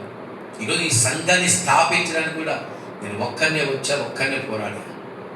నా దగ్గర ఎవరున్నా, నా దగ్గర ఎవ్వరు లేకున్నా నేను దేవుని వైపు నా పాదాలు, నా ముఖము, అవన్నీ ఆయన వైపు చూస్తాను, ఏడుస్తాను, ఎక్కులు కొట్టి ఏడుస్తాను. నేను ఎందుకు పిలిచాను, నా జీవితం ఏంటి, నా బ్రతుకేంటి. నా కింద నా భార్యతో సహా నా కింద 7 మందిని ఇస్తే 7 మంది 7 రకాల శోధిస్తారు నన్ను. 7 రకాల శోధన నాకు. నేను ఎన్ని ఏడ్చింటానో. 7 మంది ఒక్కొక్కసారి వెరైటీ, అందరూ ఒకసారి అవమానించారు, ఒకరు ఒకసారి, ఇంకొకరు ఇంకొకసారి ఇట్లా 7 అవమానాలు వచ్చినప్పుడు ఎంత ఏడ్చాను. నాకు ఎందుకు ఇచ్చావు ఇంత మందిని కలిపి. నాకు ఒక్కడికి ఒక సేవ ఎన్నిసార్లు గోజారింటాను. నాకు ఒక్కడికి సేవ అయ్యి నాకు ఎవ్వరొద్దు, నేను చేసుకుంటాను. నీ ఇష్టమేనా, నా ఇష్టం జరగాలన్నాడు. ఆ ఒంటరితనం నేను ఎన్ని రాత్రులు నిద్ర లేకుండా గడిపాను. మీకు తెలుసు, నా భార్య కూడా నాకు శోధపడాలి, నన్ను శోధిస్తూనే ఉంటుంది. ఒంటరితనం అనేది మనల్ని దేవుని దగ్గర చేస్తుంది. ఈ మనకు కనిపించే పై ఒంటరితనం పెద్ద కాదు. ఈరోజు దానియాలకి ఇబ్బంది అయితే నేనున్నా, కానీ నేను ఊర్లో లేకుంటే ఆత్మీయుడు ఉన్నాడు, నాకు ఇబ్బంది లేదు. ఒంటరి పోరాటం. బ్యాగ్ని తీసుకొని, మీకు తెలుసు, లగేజ్ తీసుకొని చిత్తూరుకి ఒంటరిగా పరిగెత్తుకుంటూ ట్రైన్లో వేసుకొని అక్కడ ఒంటరి సిస్టర్ ఒక బ్యాగ్ పోసిందంటే పోయి కూర్చుంటుంది. ఓ గుడిసాగి నాకు అక్కడ నుంచి హైదరాబాద్కి ఒంటరికి వచ్చాను. ఒంటరితనం మీద నాకు తెలుసు. మీరు ఒంటరిగా దేవుని ఒంటరిగా ఉన్నాడు, దుఃఖపడకుండా దేవునితో సహవాసం చేయండి, దేవుని శోధించొద్దండి. 6వదిగా 40 అనుభవం ఉండి ఉండాలి, 40 రోజుల సంపూర్ణత ఉంటూ ఉండాలి. చిటికేస్తే వచ్చే ఆశీర్వాదం మనకొద్దు, మనకు స్థిరమైన ఆశీర్వాదం కావాలి. నేను సిస్టర్ గారికి ఎప్పుడు చెప్తా ఉంటాను, అమ్మా నీకు వచ్చే బిడ్డ నువ్వు ఏడవద్దు, నువ్వు దిగులు పడద్దు, నీకు వచ్చే బిడ్డ లోకంలో మహిమపరిచే బిడ్డ. అవును, ఇస్తున్నానంటే పరిపూర్ణంగా ఇస్తున్నానంటే చిటికేస్తే వచ్చేది కాదు, నిరీక్షణతో వచ్చేది. 11 మందికి లేని మహిమ ఒక్క వ్యక్తికి ఉంది. ఎవరతను? నిరీక్షణ ద్వారా పుట్టిన బిడ్డ. ఈరోజు మనకు నిరీక్షణ ద్వారా రావాలి. 7గా ఇది అలవాటు చేసుకోండి. చీలోపులో చాలా బలంగా ఉండేది, ఈరోజు పోయింది. ఉపవాసాలు అలవాటు చేసుకోండి. ఉపవాసాలు అలవాటు చేసుకోండి. మీరు దేవునితో సహవాసం చేయండి. అందరూ లేచి మరి మీ హృదయాన్ని మీరు సరి చేసుకోండి.